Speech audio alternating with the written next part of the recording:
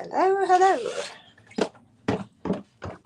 I need to put my headphones away. Hold on. See if anybody comes in here. I don't even remember the last time I was live. I'm waiting for my computer to boot up because somebody accidentally hit the switch on it on my plug. Hold on a second. And I turned it off and now it's updating. All right, hold on a second. Hello, hello. All right. I'm on my phone right now waiting for my laptop to boot up. Let's see if it does. How you doing, girl? Oh my god, it's gonna take forever.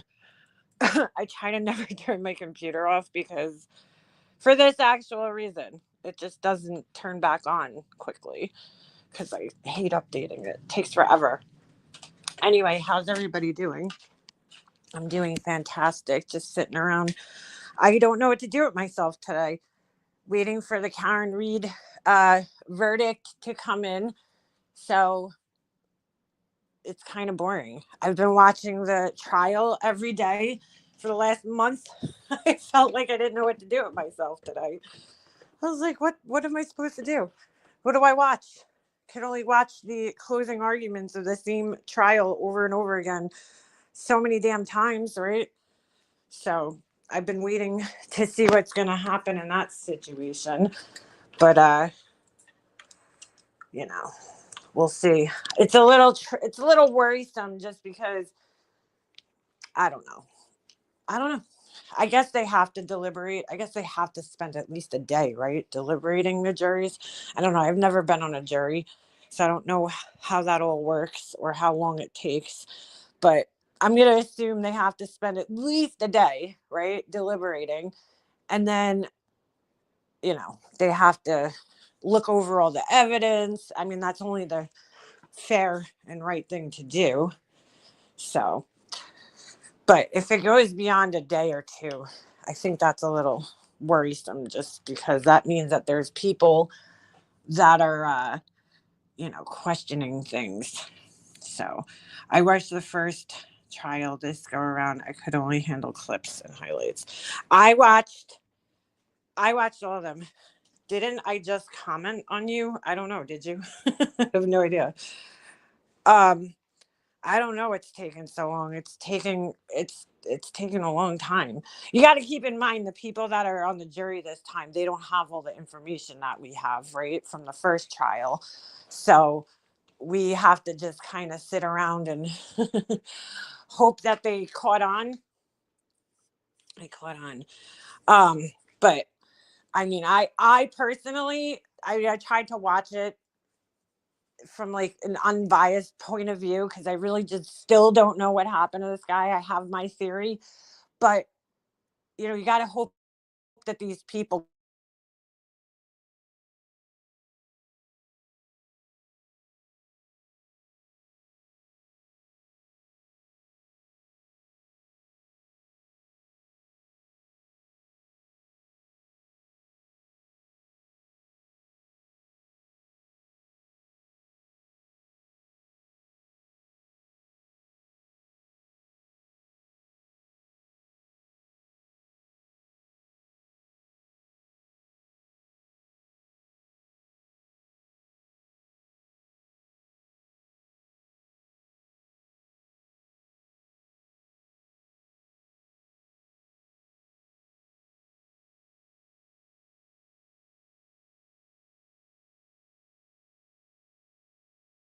All right, am I back? Yeah, sorry, I got a phone call and it just freezes up when the phone rings. I forgot to put myself on airplane mode. Anyway, yeah, so it's hard to say from a jury perspective.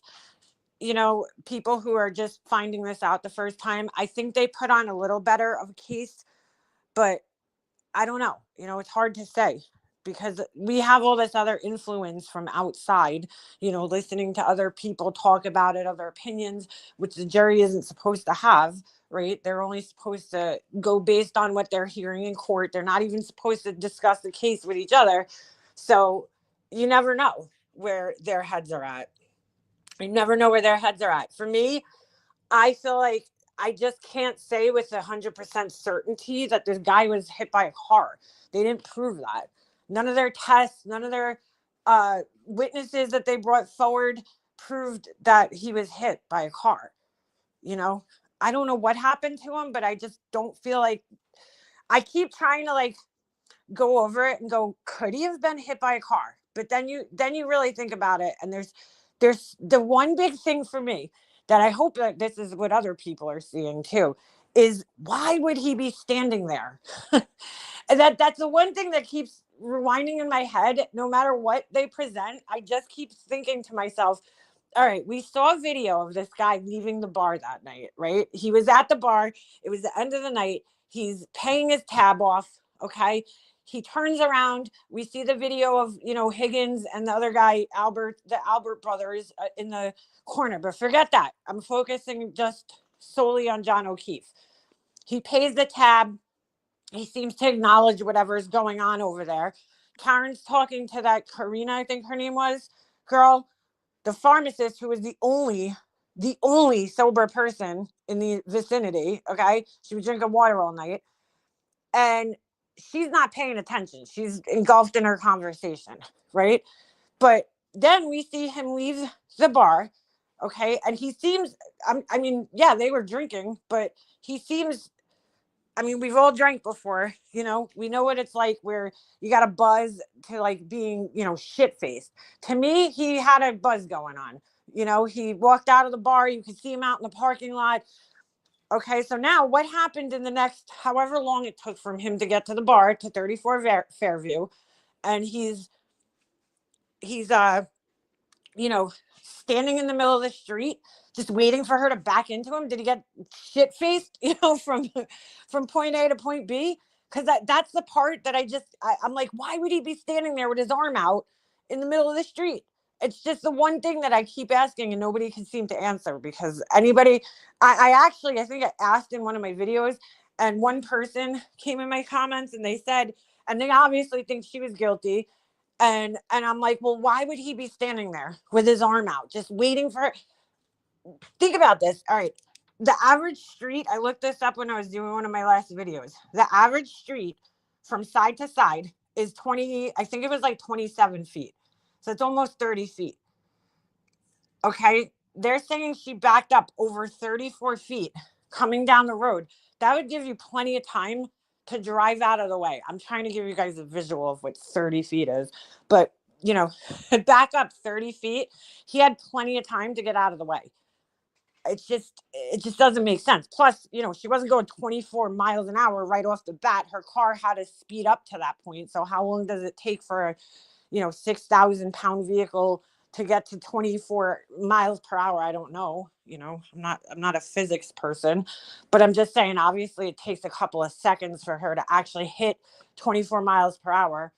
So, you know what I'm saying? So right off the bat, she's not going 24 miles an hour. She has to speed up to that point.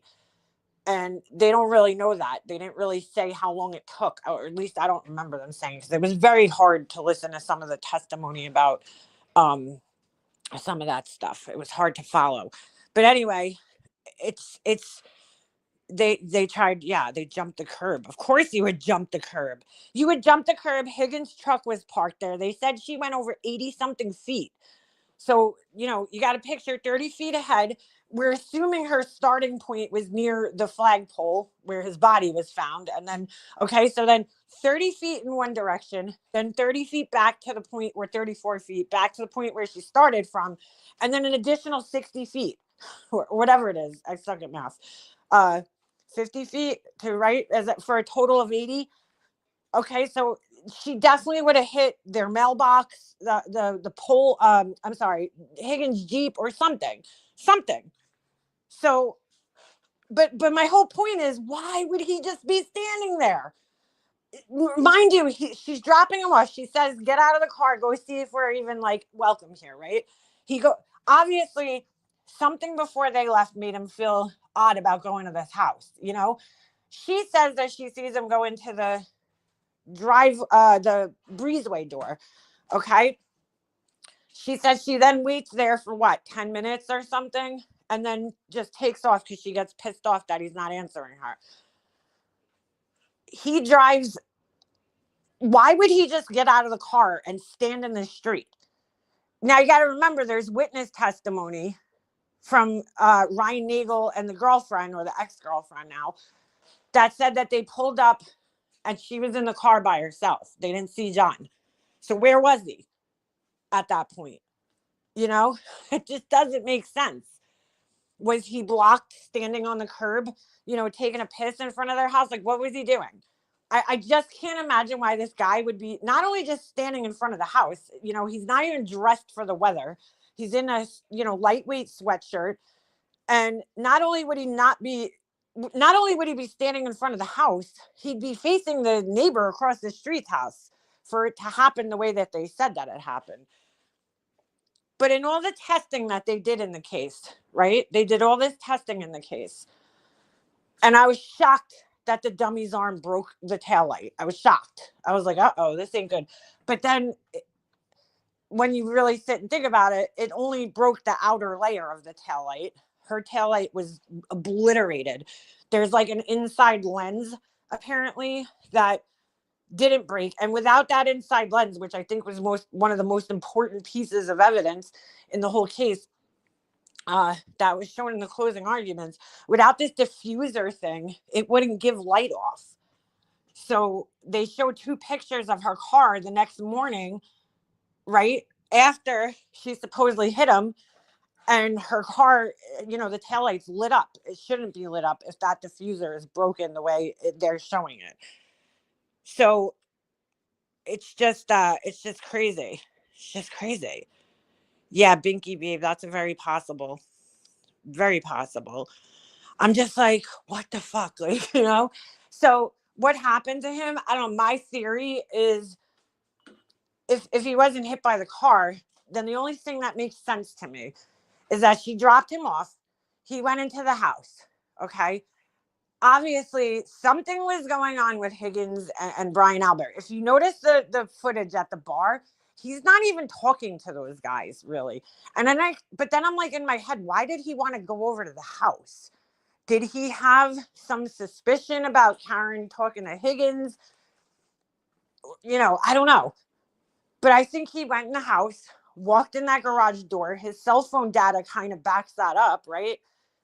It showed that he took a certain amount of steps, and then the temperature was not freezing, but it wasn't, you know, warm 70 degrees like the inside of a house. So either he went into that house, went into the garage or the basement, because you know how it is when you're at like a gathering with men and women. Usually the men and women kind of separate, you know, the men go talk, the women are in the kitchen drinking, whatever, right? So maybe he walked into the garage or basement, whatever room it was, that wasn't as cold as the house. And maybe Higgins started giving him shit, just kind of busting his balls. And then, you know what I'm saying? They got into a verbal altercation of some sort. John falls back. I'm sorry. The dog somehow gets involved, bites his arm, because that was another piece of evidence that they showed that I thought was important. Arca, they show his arm bent and that the scratches don't line up. They should all be going in the same direction if he got hit by a car, and they're not. So that's a big piece of evidence for me. I mean, why? Why wouldn't they be going in the same direction? Right? So anyway, I think the dog might have jumped on him, you know, he falls back trying to defend himself and hits his head on something, the steps, because even that surgeon guy that they brought in said that he had to hit his head on something that was kind of had a ridge on it. And that's what killed him. But then, all right, so fine. That's my theory. Do I think anybody meant to kill him that night? No. unless there's some deeper shit that we don't know about. But I think that why wouldn't they just call 911? That's the part that I'm having trouble with. Because I'm like, why not just call 911? Why put him out on the street? What was going on in the house that they didn't want the cops? Was there underage drinking going on in the house? You know, was there a bunch of teenagers there for the kid's birthday? They didn't want to, you know, have the cops there. But then I think to myself, Canton would have responded, and cops are always going to stick by each other. So why not call 911 that night? You know, why put his body out on the lawn? That's the part of the cover up I have a little trouble with, because I'm like, why wouldn't you just call 911 and be like, look, my dog attacked this guy. Were you afraid of a lawsuit? You know, was it because you were all drinking and driving that night? What was it? Self-preservation at that point? Why would you put his body out on the lawn? Or did something completely and entirely different happen?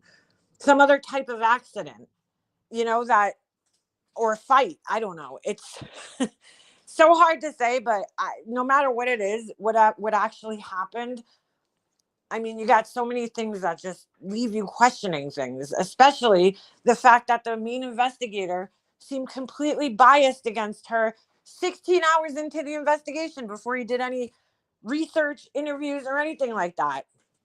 He already had her as the main suspect. She did it. So I can't make sense of it. You know, something happened, and it's just, to me, I'm like, oh my God, I'm trying to put myself in the shoes of his family too at the same time. And the only reasonable explanation that makes sense, I guess, to them is what the prosecution's laying out. But to me, it doesn't make any sense. I don't know how you could sit in that courtroom and be like, yeah, he was hit by a car, because he just wasn't. You know, the science proves it that he wasn't. Also, one of my other questions was, they did all that testing with those dummies, you know, backing up into the arm and all that. And my question with that is, what is that dummy's arm made out of? You know, because like, I'm like, wow, I can't believe it broke the light. I'm still shocked. But then I'm like, is the arm like plastic? You know, because that might shatter it easier than like a human arm that has a sweatshirt over it and then, you know, soft muscle tissue, whatever. They find her guilty. No one is safe. No. Well, it's kind of scary that, like, even in any criminal matter, right, that your life depends on people that are, you know, just regular people, really. You know, of course, you got defense attorneys and everything, but I'm just saying, like, the ultimate decision in most cases comes down to a jury of people who are just like me and you know, regular people who might not even be into like true crime stuff, you know, who don't watch this type of shit, who don't have an understanding of criminals and the law, you know, at all. Because the average person really doesn't, you know, pay attention to this shit this closely. So it's kind of scary. You want to get a bearded dragon? I'd imagine it's in forced silicone. Yeah, I don't know. I don't know what it's made out of. I don't know if they ever even asked that, which is so weird. I mean, I listened to the whole entire trial, but obviously there was like times where, you know, I'm distracted. People are talking to me. I'm doing something, so I'm not paying that close attention. But I had it in my headphones for the last 28 days listening to this shit. So, I wouldn't want any pet that I have to feed bugs to. So the bearded dragon would be out of the question for me. Hundreds of dog bites I've seen. I totally think his wounds do look like a dog bite and damage associated. I mean, I got bit by a German Shepherd. You guys remember this happened like 2 years ago. I was going to pick up my son from his friend's house, and they had 2 German Shepherds. And I go walk in the back gate. And as soon as my friend opened the back gate, I mean, I literally just put my leg in to step into the gate, and her German Shepherd came up behind me and fucking just nipped at my leg. It was so crazy. It was the first day I wore shorts that summer, and it just happened to get my leg. And let me tell you something. I mean, I think I have a pretty high tolerance for pain. That shit hurt like a fucking bitch. I've gotten bitten by dogs before. I got bit in my face when I was a kid, and I don't even remember that. Like, I don't remember feeling pain. I think because I blacked out when that happened. But this time, I felt it. And it fucking hurt, dude. It fucking hurt because he, like, pinched my skin. it was just a little nip. But the end result of like, he broke the skin and I thankfully didn't have to get stitches, but I had to go get a tetanus shot. And what he did looked exactly like some of those marks on his arm. I mean, it was like these two lines with like two puncture holes. The only difference was, in my case, it bruised. There was a huge bruise around it, and I still have the bruise. Like, it still never went fully away. I think some of like I don't know, nerves or something died in my skin. But anyway, there was there was like these two lines. But the bruising, I think, was because the bite that I got was more of like a pinch bite. Like, he pinched my skin because it was on my leg where there's a lot more fat. It was like almost on my ass. He got me right below my butt cheek, basically, on the back of my leg. And that shit hurt. And I'm like, if that guy got attacked by a dog that night, I cannot imagine the pain that he was in. Hey, Dawn Marie. I can't imagine the pain he was in, because that shit hurt like a bitch. I'm like, I am not scared of any dogs, but when I see German Shepherds now, I'm like, oh God, I'm sure your German Shepherd's nice. I'm just going to stay over here, just a little away from him, but, I mean, that shit hurt. So I can only imagine that if he was attacked by the dog that night, how badly that hurt. That had to hurt. Thankfully, I guess the one saving grace is that whatever, got him and knocked him in the back of the head, I don't think he felt anything after that. I think he was almost immediately, unfortunately, deceased. It's just so sad that his family is never going to get answers, because the investigation was fucked right from the start. They didn't secure the crime scene. Just on that alone, I don't know if I'd be able to, convict somebody. You didn't even, you didn't go in the house. You didn't investigate the crime properly. How do you convict somebody when you don't know the other possibilities of what could have happened? And then there's like so many other little things that you think of to yourself, like, there's an ambulance on this guy's front lawn, right? There's supposedly the dog sleeping in the room. And I know my dog, if there was people on the corner of my lawn at whatever time in the middle of the night, he'd be going fucking crazy. He'd be going insane. So there's no way they didn't hear that outside. And I was listening to this thing today, and some guy brought up a really good point. The next day, when all the people got back together, they reconvened at the house, right? And after his body was found. And at no point did they go outside and inspect the scene and look around like, what happened? Because I'd be like, what the fuck happened? This guy didn't even come in my house. I don't know. It just doesn't make sense, dude. None of it makes sense. I mean, my dog goes nuts if there's a cat walking by my house, let alone, EMT people. I mean, very strange. Very strange that none of the neighbors woke up either. I don't know if they ever interviewed any of the, neighbors, but very strange that none of them woke up either and came out, unless they did and we just don't know about it. But I know just the other day, my neighbor had ambulances at the house. I don't know what happened, but me and my husband sat out here, the whole time watching until the ambulance left. Like, what the fuck is going on? So very strange. I don't know that they didn't come out of the house at all. Very strange. There's too many unknowns in the case for us to ever say with 100% certainty that he was hit by a car. At least for me. I don't know. I just don't know if I was like, I got lost listening to a lot of the testimony because a lot of it was just boring. A lot of the data that they were sharing was very hard to understand if you're not, if you don't work in those that field or know much about that field. And so I feel like a lot of that probably got lost on the jury. And that too. The Bryans destroyed their phones. And if you just watch the testimony from the last trial, which again, these people didn't have access to, and I wonder if that's going to hurt them, that there was no Brian Albert, there was no Higgins. The only person from the house that they really interviewed this time, or was on the stand, was Jen McCabe, which I don't know how anybody could even stand to be near that woman for 5 minutes. She's horrible. But I'm just curious, if I'm sorry, not curious. If you just watch their testimony, it's like, what are these people hiding? Like something just doesn't seem right. They're none of the questions are being answered honestly. And I think you saw it in this trial with some of the witnesses that were called at the end, how they just answered the questions directly. Whereas most of the witnesses that were called, Kelly Devers, that were called, except for her, she was the only one that was horrible.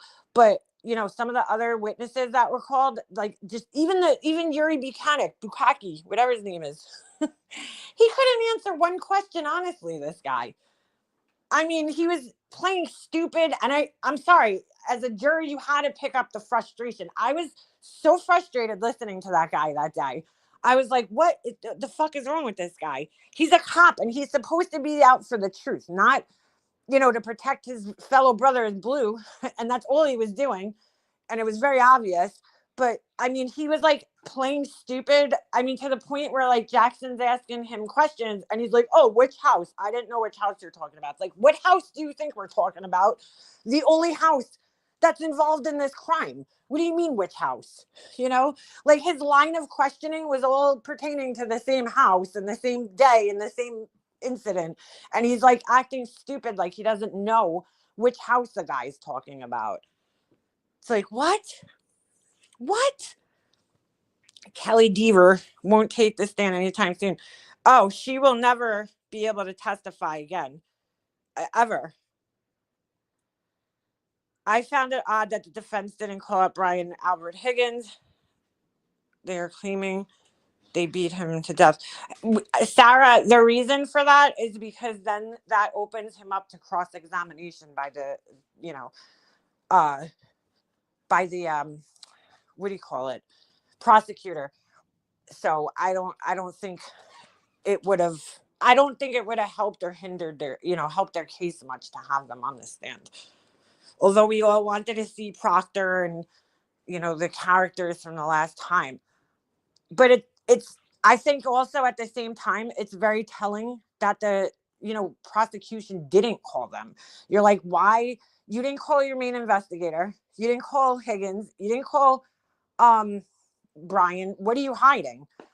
So I think them not calling them to, testify was more of a strategic thing, because they were able to get in evidence in other ways without having to actually call them to testify. I don't know if it would have helped their, case in any way to have them there, because they were just gonna, give them a hard time. I know I really wanted to see Proctor, but they just they didn't call him. If found not guilty, will the investigation continue? I hope so. I hope so. I've never seen, I've been listening to Duty Ron and that guy Ed Wallace that he has on, who's like a world-renowned like forensic guy.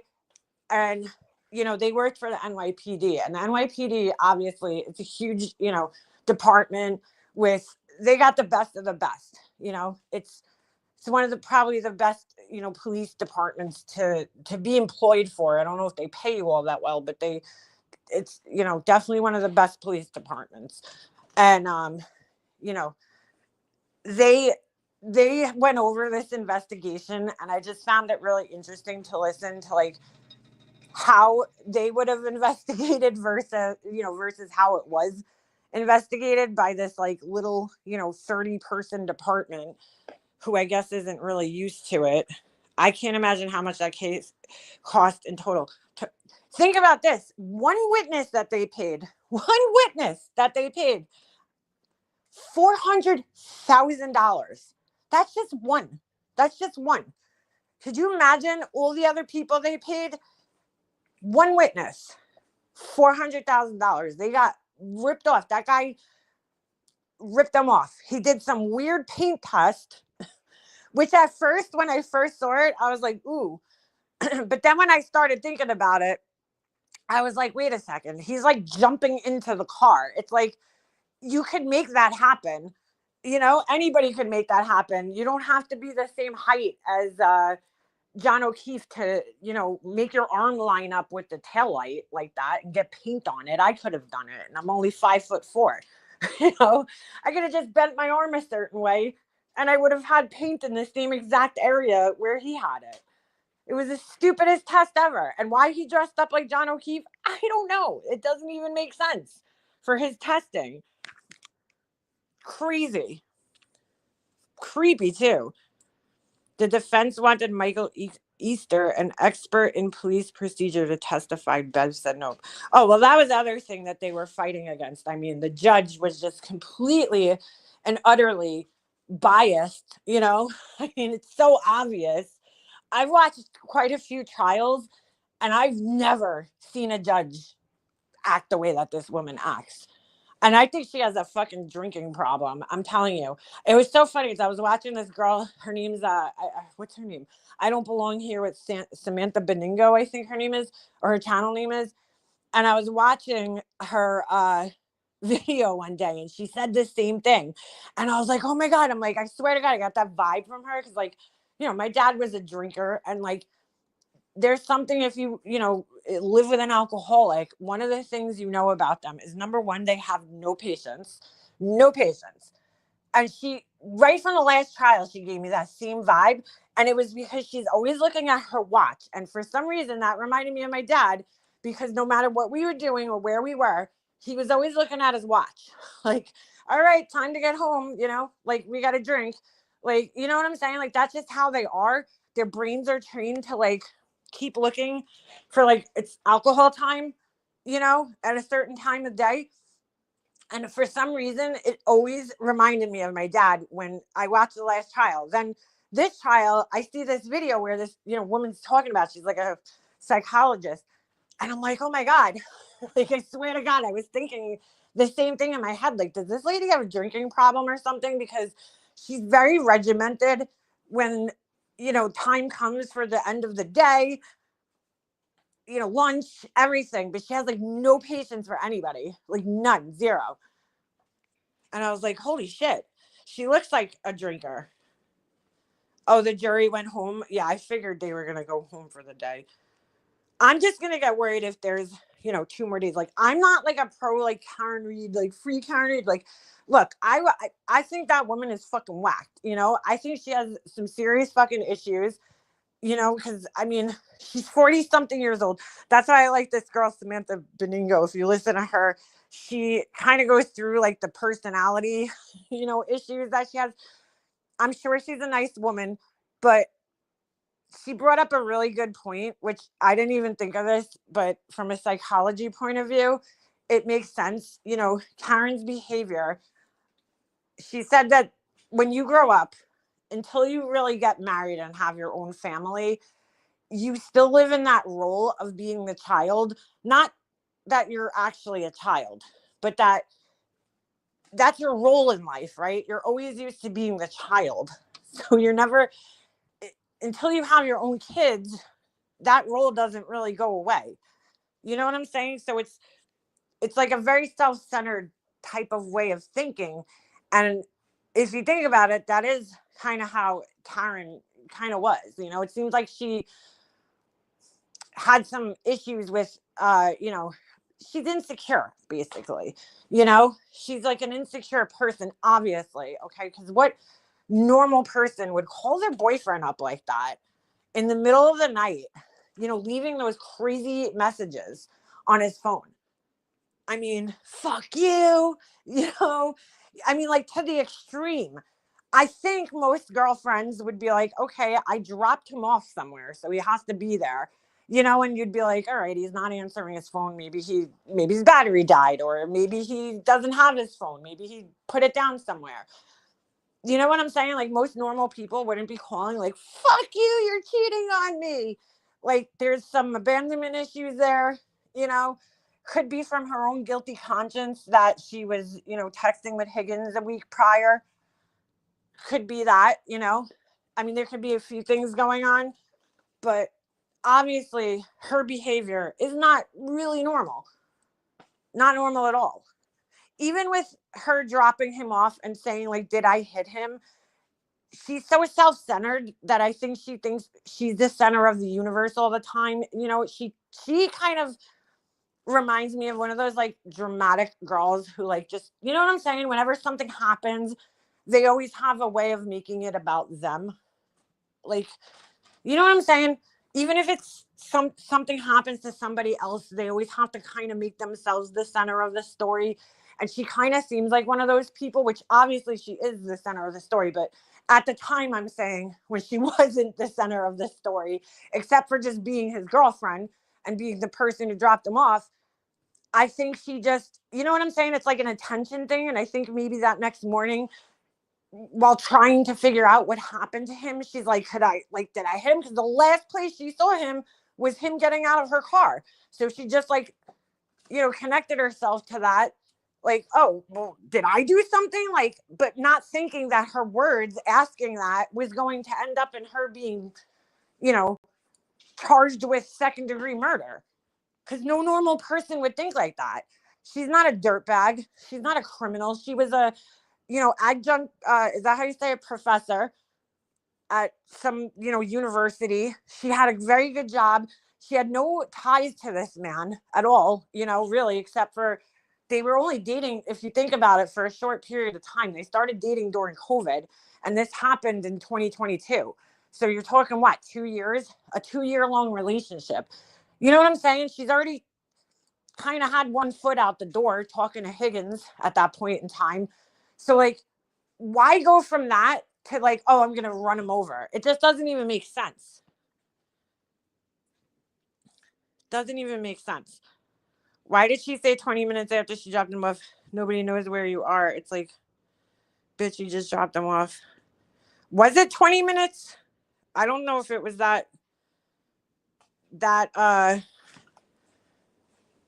my vote is not guilty. I don't know if it was that close in time.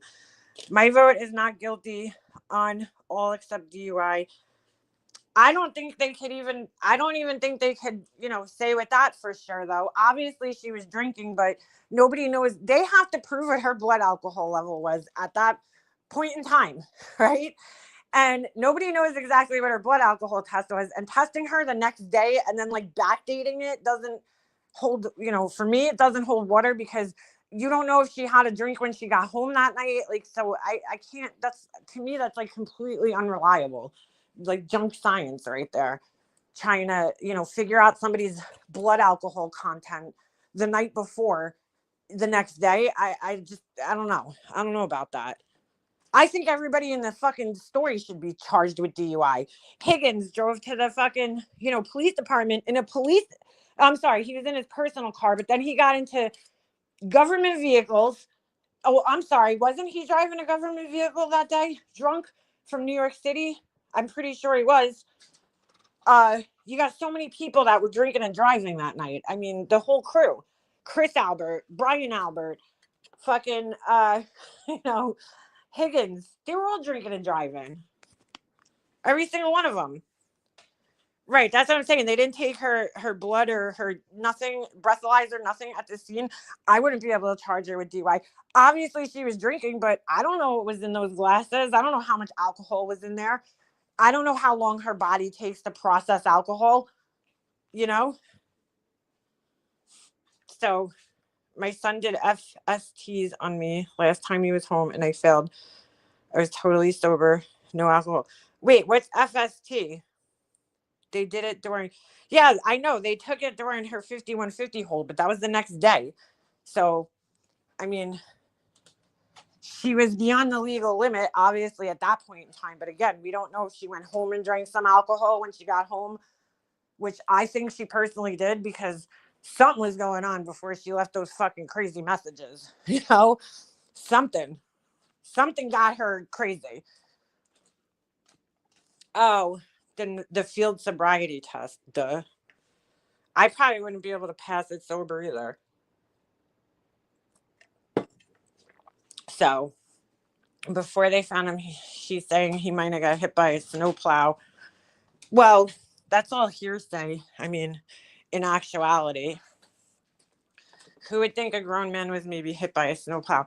I gotta tell you, I don't believe anything that comes out of any of those people, especially like Kerry Roberts, who admittedly lied, perjured herself basically in the court of law, saying that she heard Jen McCabe asking her to Google, how long to die in the cold. And then, oh, it comes out this trial. Well, I didn't actually hear it, but I know it happened. It's like, how do you trust anything that comes out of any of these people's mouths? People that butt dial, which is like almost impossible. Jen McCabe butt dial somebody 7 times in one night, 7 times. Like, come on, dude, that's almost impossible to do. Almost impossible to do. So I don't know that she said, unless somebody has her, they said she said a lot of things, but if you watch the police cruiser video in the morning, for instance, Jen McCabe saying, oh, she asked me to, Google that. But you could watch the police video and there's no point in time where she's Googling anything. At that time that she said that search happened in the morning, you could watch the police cruiser video and see exactly what she's doing at that exact time in the morning. And she is not on her phone even. So it's very hard to believe testimony that comes from her or Kerry Roberts. Kerry Roberts was highly influenced by Jen McCabe. They sat down and wrote, which is odd, they sat down and wrote a timeline together. That's so weird. And you're not supposed to do that. Everybody knows that. If you're involved in a case like this in any way, shape, or form, you should not be colluding with other witnesses in the case like that at all. So, very strange. Very strange. I'm not freaking about. I'll start freaking out when it's like 4 days, because then that there's something, there's a jury. It should take them a day. I figured in my, head, I never deliberated, but just going over everything, I think it's going to take them at least a day or two to go through all the evidence with a fine-tooth comb that they have access to, and have discussions. And there might be, a couple of people that are unsure, because I think that's the consensus no matter what. Like Duty Ron's been doing polls, but I feel like those polls are kind of unfair, because a lot of the times what happens is, you end up following people who kind of agree with your, way of thinking. There's not too many people on YouTube that are neutral. I found a few attorneys that I feel are a little neutral, like Harvard lawyer Lee, brother counsel, I think his name is. There's a few attorneys that are neutral. Even Emily D. Baker, she's pretty neutral, but she also kind of, she does a lot of commentary. So her commentary is obviously influencing you, while you're sitting there. And I watched her, live streams the whole way through. And I feel like, although she's never really said exactly how she feels about the case, it's pretty obvious, how she feels. That I think she feels there's just no way that they could convict her with this evidence, right? So you're being influenced. So I don't feel like those polls are kind of fair when they're being taken in that type of environment. You know what I'm saying? Where it's not like a general poll, right? That includes everybody, because there is a group of people who, think that she's 100% guilty. And I have to say, I think most of those people that think she's 100% guilty just don't like her. And like, I don't fucking care for her as a person. She's not the type of person I would probably, hang out with, but I don't dislike her. I don't even know her, but her personality has nothing to do with the case. You could not like somebody's personality and look at the facts of the case, which is exactly how I feel. It's like, okay, I don't really like, she's nuts. She's a fucking nutcase. But let me look at the facts, the evidence. And when I look at the evidence, I'm like, I cannot say that this woman hit this guy with the car. It didn't happen. If she got hit with the car, it didn't happen the way that they said it did. then their theory is just completely wrong and there's some other way. But then I that's another thing I keep trying to do in my head. I'm like, okay, maybe there's another way he was hit by a car. But then I'm like, no, because that doesn't make sense either. Because I was thinking to myself, maybe he went under the car, and that's where the scratches are. But then I'm like, no, that doesn't make sense, because then he would have been dragged and, where his body ends up. How do you end up on the fucking lawn, dude? If you watch the crash test dummy guy, right? There was two ways they hit the guy, the dummy. Now, mind you, the dummy was suspended by string, and I knew that was going to be a problem in the case. But how else do you hold the dummy? I mean, I guess they could have put him on a stand of sorts, but how else do you hold the dummy in a position? You have to either suspend him from the air, or you have to use some type of stand that's going to, make him stand upright, like a mannequin almost. But okay, if you watch, I don't know how much influence the string had on the way that the body reacted, or the rope, whatever, had on the way that the body reacted. I know from my own experience, when I hit somebody with a car, it's basically the same type of hit that they're explaining, like a side swipe hit. I didn't hit them, by the way. It was my ex-boyfriend who was driving, but I'm just saying, it was basically the same type of hit. It's a side swiping hit where, they didn't get hit in their center of gravity. They got hit more on the side, right? And the person's body, okay, when we hit them, they kind of rolled off the corner of the car. Now, mind you, we were also, they got hit with the front of the car, not the back, which changes things. But I'm just saying, physics are physics, right? They got hit. We're moving at like 20 something miles an hour, maybe 30, between 20 and 30 miles an hour. And we hit the girl and we clipped her with the corner of the hood. She rolled across the car. And I remember, because I was sitting in the passenger seat, and I remember just seeing her jacket smushed up against my window for like a split second. She had this big puffy jacket on. She took the mirror off the car, right?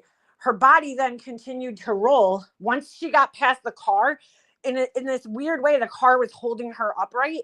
Once the car passed her, she went down straight and just rolled down the street. Just fucking rolled down the street. My friend was behind me in his old Bronco, and he almost fucking ran her over. So he had to like swerve out of the way. So I'm like, if you're getting hit, right? And it goes in, you know what I'm saying? Just picture, I guess, like a baseball bat. You're hitting a baseball, or a T-ball, probably better, because you're hitting something that's not moving, right? The ball goes in the direction that you hit it. So it's the same thing with the car. You're going to go in the same direction. They did two different tests. They hit the arm. The body kind of spun around in the same way that I experienced when we hit a girl in the car. And then the other way was that he went fucking flying, poor rescue Randy, and he went sliding down the road. Okay. So in both instances, one was like, they called it a center of gravity hit, right? And the other one was basically hitting him off his center of gravity in the arm. Either way, he ended up in the fucking road. You know what I'm saying? His body would not fly sideways and go on the fucking grass. So that's like one thing where I'm like, even where he landed, I can't make sense of like, how did he get on the fucking lawn if she backed into him? At first, they were saying it was a 3-point turn, and I was like, oh, okay, that kind of makes sense. If she was turning and her car was facing the house, the back of her car, and that's how he ended up on the lawn. But that's not what they're saying. They're saying that she pulled, forward on the street and then backed up. The 3-point turn occurred 8 minutes prior to them even arriving at that house. They must have got lost or something, or, missed the road and then had to turn around. So it doesn't make any sense where his body ended up. I'm like, how did his body end up, like 10 feet into the fucking lawn if he was hit by a car? It just doesn't make any sense. I mean, it's like hard to explain it. I think she hit him by accident, just like Lawyer Nutty said it was in the beginning. Two guys beating him up and leaning on the lead would hardly be an accident. I mean, you can go by all that, but you have to go by the science and the physics and what makes sense. And it just doesn't make sense. The whole crime scene doesn't make sense. The fact that they found taillight pieces in the snow 3 weeks later does not fucking make sense, or however long later, when they're at the crime scene in the morning and the guy's using a snowblower, and there's like a skim of snow on the fucking ground. They don't find any taillight pieces. It's not until like days later that they go back. There's more snow on the ground. The snow melts. Okay. Then all of a sudden they find taillight pieces. I mean, it didn't melt fully, but then they start digging and there's taillight pieces that if you look at the evidence photos, they're standing up sideways. How the fuck would that happen? They would have fell and they would have landed flat. And that's another thing that the ARCA testing showed is that the debris field of where those pieces went would not have been all over the lawn where they were found. So that doesn't make sense either. So those are the pieces of evidence to me that more solidify that it didn't happen rather than what people said, because people say things all the time, right? But so I don't go by what people said. I go by the science more. What happened? What makes sense in a world with gravity and physics, that are solid principles that you can't change, what makes more sense? And I never even fucking took physics, but I have a basic understanding of, that kind of shit, how gravity works. I mean, I think we all got a basic physics education in science class when we were kids. And most of the shit just doesn't, make sense. Plus, just real world experience of things that I've experienced or witnessed in my own life, which juries are going to do, I don't think going by, people's words is going to solve the case. That'd be really scary, if we based our opinions only off of what other people said, because people say crazy shit, especially when they're under stress, and in a situation like this. So it's really hard. Memories fade, time, you know what I'm saying? As time goes by, you start remembering things, you have other influences affecting you, your brain, your memory. I don't know. So what do you mean they didn't find his shoe, even though the road was plowed twice. They never found his shoe. It just doesn't make any sense, dude. When I think of all the different elements that go into the accident actually happening, I'm like, before I even saw the ARCA guys, stuff, which kind of solidified how I felt, I still was like, I just can't imagine all of this happening. It just doesn't make sense. His body doesn't make sense. Why would he be standing out there? Why would he be standing outside just with his arm in the road? Why? Why? That's my biggest question in the whole case. It's like, why the fuck would you just be standing there? You got out of the car for a reason, and it's snowing, it's freezing cold. You're not just going to stand on the curb and, wait for somebody to back into you with your arm out like you're hitchhiking. Like, that just doesn't make sense. This guy's a cop. He's not an idiot, Maybe the plow driver hit him. I tried to say that too, but here's the problem. He wasn't hit by a car. Like, the science just proves it, because even if the plow driver hit him, how'd he fucking end up on the lawn? That's even less likely, because the plow driver would have like plowed him straight. You know how big those trucks are? How would he end up on the lawn? Doesn't make any sense. They should have left him in the street, honestly. They were going to leave him anywhere. Leave him in the street. It would have made way more sense than leaving him on the grass. It doesn't make sense how his body flew into the grass, 10 feet in, not just like a foot, like 10 feet. And they never took photos of his body. They never took photos of him there. So, and the other thing that really bothers me is Jen McCabe. Somebody pointed this out last night, and I'm like, holy shit, they're right. Jen McCabe calls 911. Okay. Her first thing is she says to the guy, I don't think he's alive anymore. You didn't even go over there and inspect him. How do you know if he's alive or not? How would you know that? Right? Then she says a guy, this guy that she supposedly loved. Okay. I don't care who the fuck it is. If that's a friend of yours, you never refer to the person as a guy. You would be like, my friend, he's a cop. I mean, I think I would. She's so calm on that 911 call. And then when you watch her at the scene, she's so, I don't know. I watched Karen and I'm like, well, she's either a really good actress because she seems like the only one who's freaking out at the scene. Like, what the fuck is going on? Like, she seems to be the only one who's acting normal at that point in time. How you would think somebody would act when they find, their boyfriend in the snow or somebody that they care about in the snow.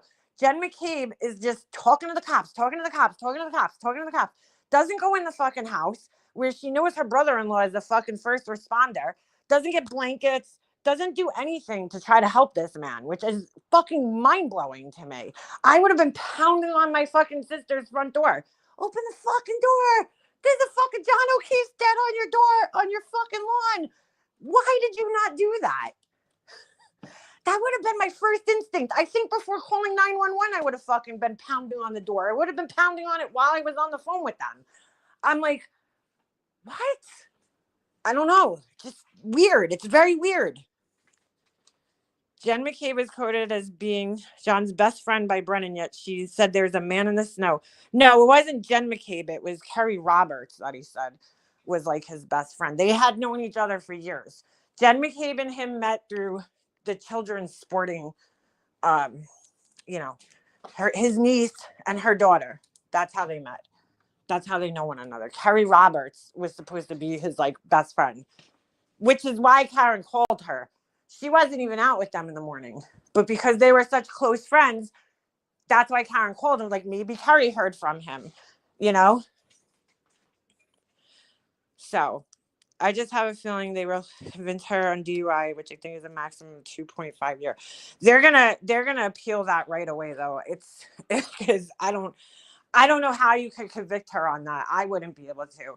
Obviously she was drinking, but there's a limit, and even though her blood was, above the limit the night prior, you have testimony of people saying that she was fine when she walked out.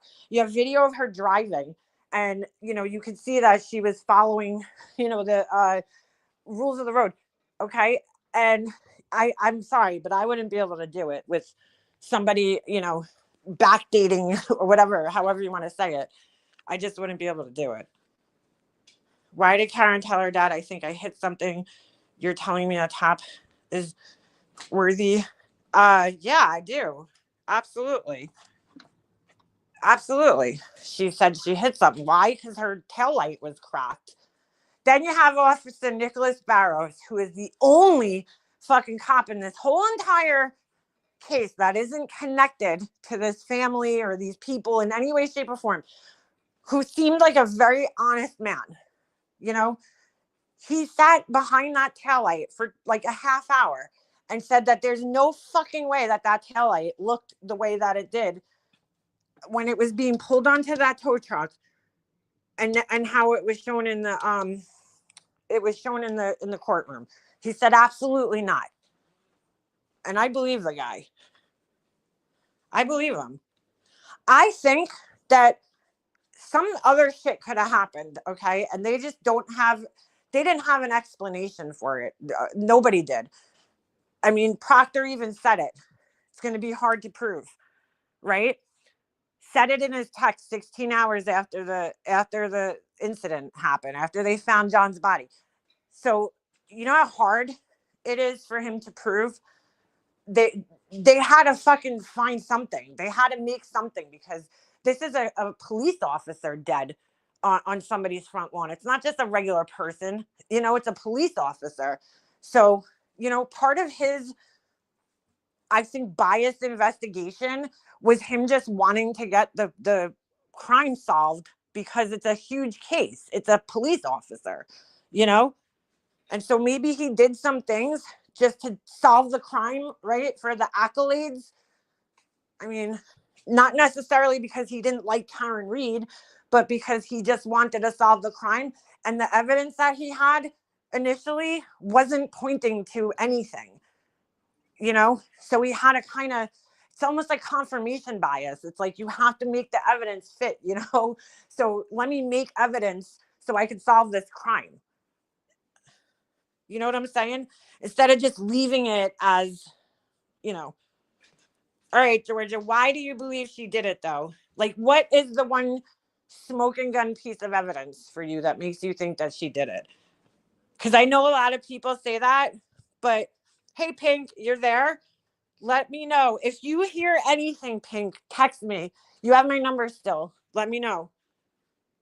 Like, if you're out there tomorrow and you hear anything, just let me know so I know to watch it. Because I was thinking today, a lot of time I'm not like looking at my phone, so I won't know if people are going live if there's a verdict.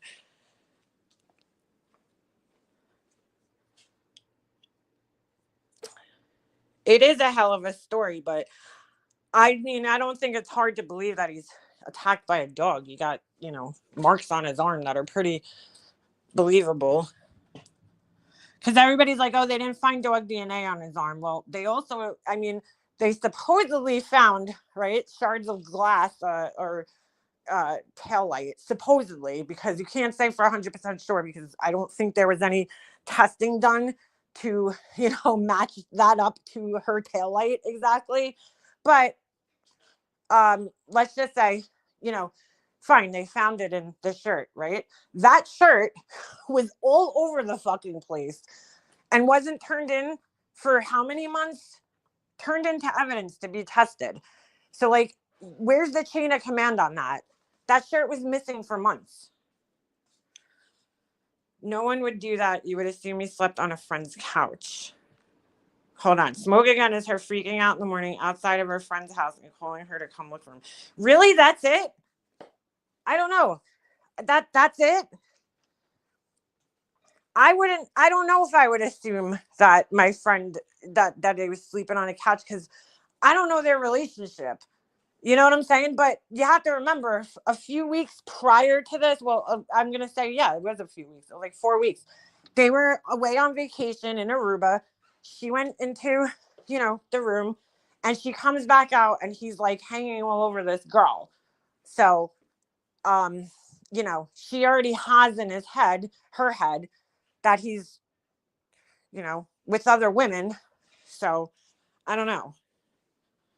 Would I do that? No. Would I call my husband up and be like, where the fuck are you? I would be, well, yeah, I would in my case, because my husband's not the type of guy that would ever fucking go out and fucking not call me. Like, that would never happen. He's not even like that. He don't really even go out. We don't really even go out without each other, but if he went out with his friends, he would keep in touch with me the whole night.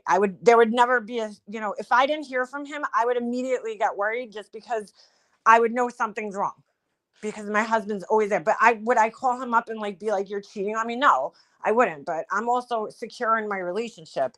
Obviously she wasn't, but she got up the next morning and obviously knew something was wrong, because he didn't come home. And she's like, all right, yeah, he might be out, but he never doesn't come home at all. So, so did she think he was cheating, or did she think, you have to remember too, he didn't call her. He didn't answer any of her texts. She called him a whole bunch of times. So when she woke up that next morning, she knew something had to be happening. She didn't immediately go out and start looking for him. She called people first. She called Jen McCabe. She called Kerry Roberts, who was his friend, to see if they heard anything. Kerry Roberts then called hospitals and, to see if, and the police station, I believe, to see if anybody was brought in, and that's when she started panicking. And then they went out and started looking for him, because there was no other answers. He wasn't at anybody's house. He wasn't at any hospitals. So what's the next, logical step after that?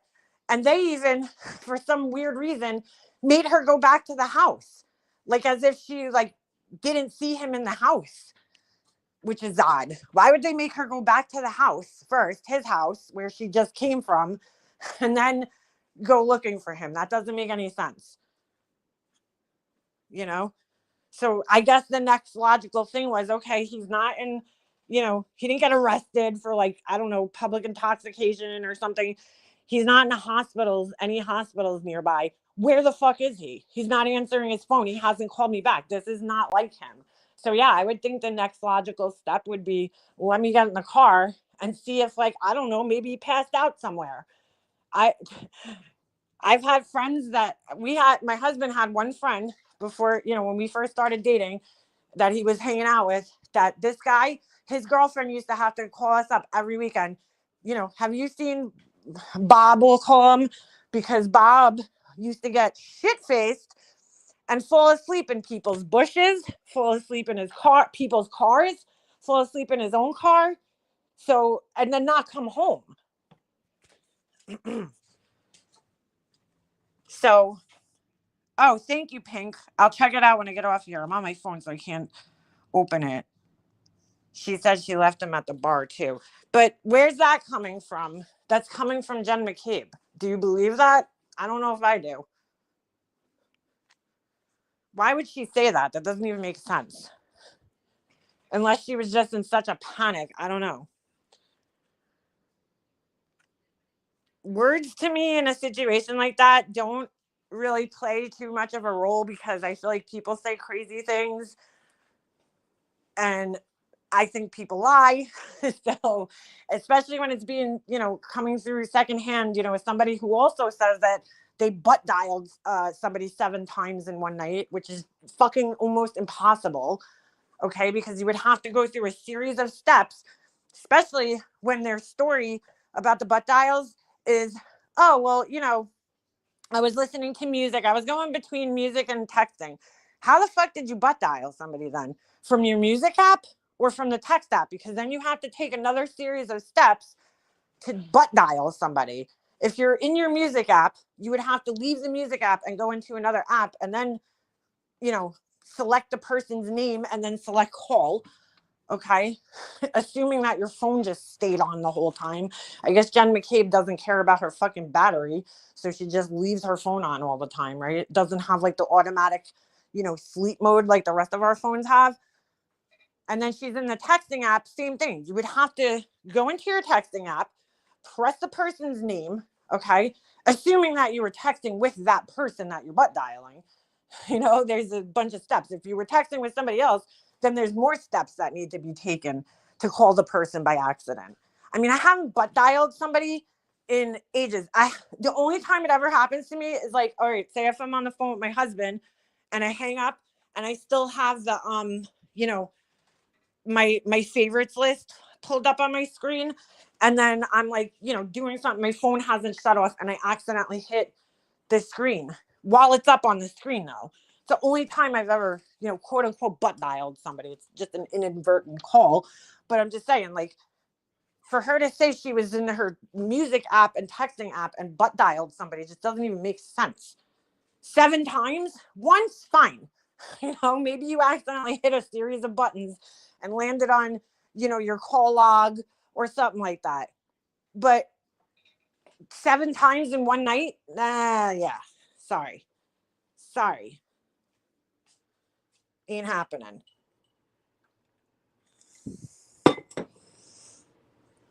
But look, I respect everybody's opinions.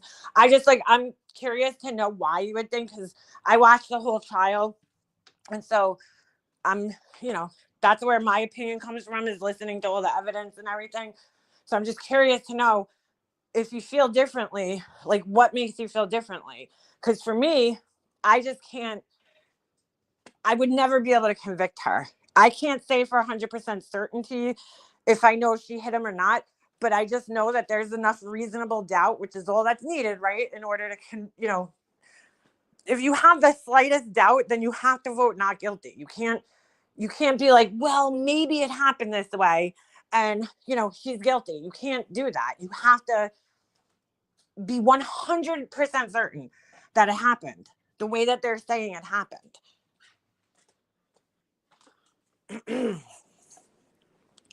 Can someone explain how 37 shards of taillight happen to make 9? Yeah, I need to know that too.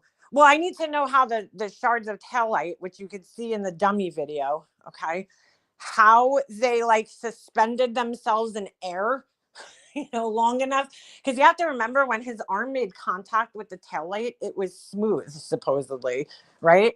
Not sharp. There was no jagged edges, sticking out. So how long did those plastic pieces suspend themselves in air enough to go in like daggers into his shirt and then scratch downwards? How did that happen? because it doesn't make sense. Because what would happen is, as you see in the video, when the taillight hits the arm, the pieces fly, right? They like kind of explode and they fall down right where they are, you know, like from the initial force, and then they just fall down. There's no, they didn't find any pieces of plastic, which you think they would, because when people typically cut themselves on glass or something like that, typically you're going to find little shards of glass in the wounds. They didn't find nothing. No broken bones. That's another problem. I'm sorry, dude. Like I told you guys, when we hit this girl with the car going around the same speed, her arm hit the mirror, which is, you know, not really the center of gravity for the car. It's a lighter piece on the car. Okay. Hit the mirror of the car, took the mirror off the car, but broke her arm in the process. Her arm broke. So, I mean, he didn't even have a bruise, let alone a broken bone. That is a problem for me. Huge fucking problem. So Albert and Higgins' master plan was to leave him on the lawn, and it just so happens Karen has a broken taillight. That's a hell of a coincidence. I mean, but there's a video of her backing into his, you know, it would be a hell of a coincidence if there wasn't video footage of her backing into his car on that side, hitting that taillight. I mean, there's like, you can see his tire move. She made contact with the car. You have 7,000 pounds of force going into another probably 6,000 pounds of a vehicle. You know what I'm saying? Plus whatever pressure is being, you know, applied by her car moving. So, I mean, yeah, that's very possible that the taillight cracked in that situation.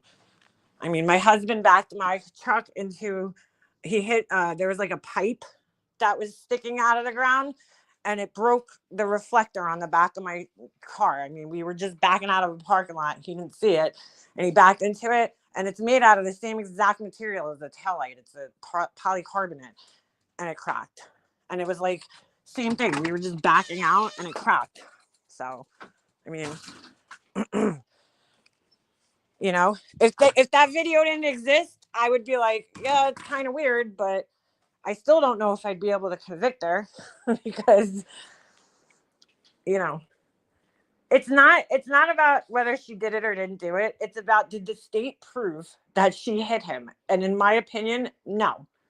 You know, I could think whatever the fuck I want, but based on the evidence that they presented in court, they're fucked. Like, they did not prove their case, in my opinion.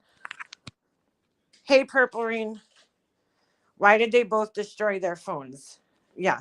Why did Higgins go to the police department, and not only go to the police department, lie about why he went there? Because in his initial testimony, he said he went there to go move cars. Okay. In the video footage that was shown in this trial, he didn't move cars. He moved one car.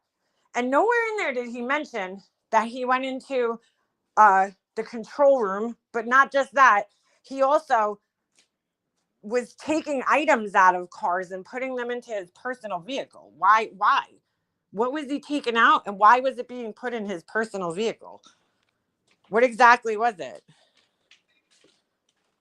You know, I would totally, if we were both single, well, I'm not.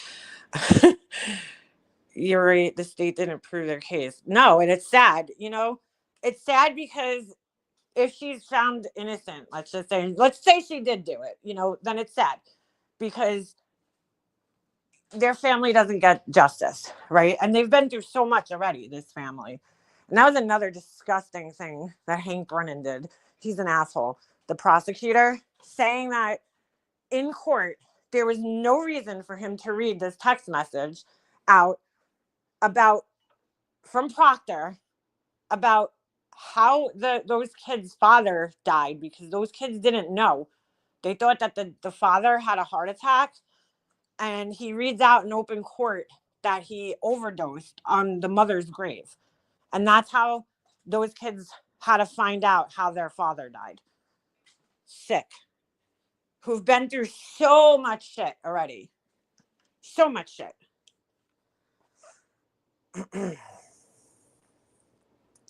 Dude moved one car and went into a room, grabbed a black duffel bag. What was in there? Yeah, that's what I want to know. Drunk, nevertheless, too. You know? Drunk. He goes to the police station. He takes stuff out of a car, puts it in his car, and then his stories even gets even more weird because he can't remember. He also butt dialed that morning. Okay, 22-second butt dial that was answered, that was denied. Okay, so not only do they butt dial, they butt answer too. These people. Okay, it's like, what the fuck, dude? What is going on in Canton with the iPhones? Because that shit don't happen in the real world. Brian Higgins butt dials.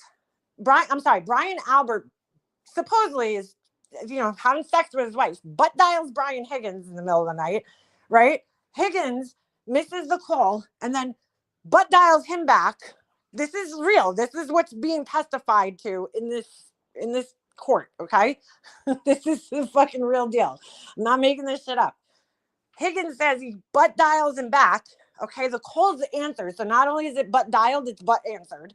Okay, because what's his name? Brian Albert has no recollection of answering the phone that night, supposedly, allegedly, right? At 2:30 in the morning. The same time that the plow driver sees a fucking car belonging to the Alberts parked out in the street right in front of the flagpole. I mean, these all could be coincidences, like just crazy coincidences. But anyway, they both butt dial each other in the middle of the night. Brian Higgins has no recollection of what he did. He states in his testimony, I watched his testimony like 10 times because from the get-go, last trial, when everybody was trying to blame Colin Albert, I was like, no, there's something up with this motherfucker, Brian Higgins. I always felt something was shady about the guy. First of all, you're texting with a girl, which is shady on Karen's part. Don't get me wrong, okay? But like shady on your part too, because you're supposed to be friends with John and you're like kind of trying to jack his girl from him, right? But he says in the trial that he left the Albert's house because they didn't have whiskey, okay? And he's like, oh, it was a long day and I just wanted to go home. But he didn't go home. He went to the police department, right? Then he testifies that he was there to move cars because it was going to snow, but he only moved one car, okay? And then he takes a bunch of shit. But then he says he doesn't remember what he did when he got home that night. He's like, oh, I was, I either went to bed or slept on the couch or I might have had a few more drinks. Now, you said you left the house because it was a long day and you were tired. But not only did you leave the house, you went to the police department, so you didn't go home, right? And then you go home and you drink more after a long day when you're tired at 2:30 in the morning. What? Who does that? Somebody with a fucking drinking problem does that shit, by yourself. But then he's like, oh, I don't know if I fell asleep on the couch. I don't know if I fell asleep, in my bed. And then, your phone just starts butt dialing people at 2:30 in the morning and butt answering and all this other shit. I mean, it's just like, come on, dude, something's wrong. Then you go destroy your phone, right? You extract only the incriminating evidence out of your phone through one of your friends. And then you're like, you know what? I'm going to go throw my phone in an army dumpster and I'm going to go, destroy the SIM card after the preservation order was put in, effect. And then Brian Albert just happened to get a new phone that time too. Same time, right? Okay. I mean, if that doesn't say something to people, there's like something ain't right there. And it could be all coincidence. They could have just been, maybe there was some other cover up going on in Canton, okay, that we don't know about. Maybe there's some federal, maybe the feds are investigating this shit as we speak. That's some bigger than the Karen Reed case that they don't know about. I don't know. But that's just weird behavior, dude. I'm sorry. You got to look at it and go, why are these people doing this and lying about it? What are they hiding? They're hiding something. Could it be something else? Sure. It doesn't necessarily have to even have anything to do with this. But it's just weird that all the people involved are all lying about the same kind of things. I don't know. It just doesn't make sense, dude. You need a woman. Oh, Danny, I got a perfect woman for you. Ready? Her name is, are you ready? Write it down. Get a pen. I'm telling you, she's single and she loves true crime. Get a pen or go in your notes section. I'm going to spell it out for you. Ready? PURPLXEDTC.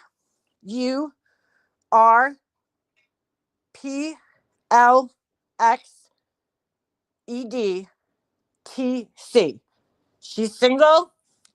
She makes candles. She makes step stools.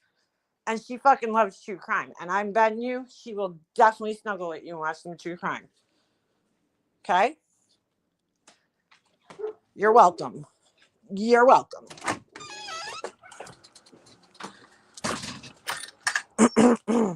And she's got like 800 fucking teeth.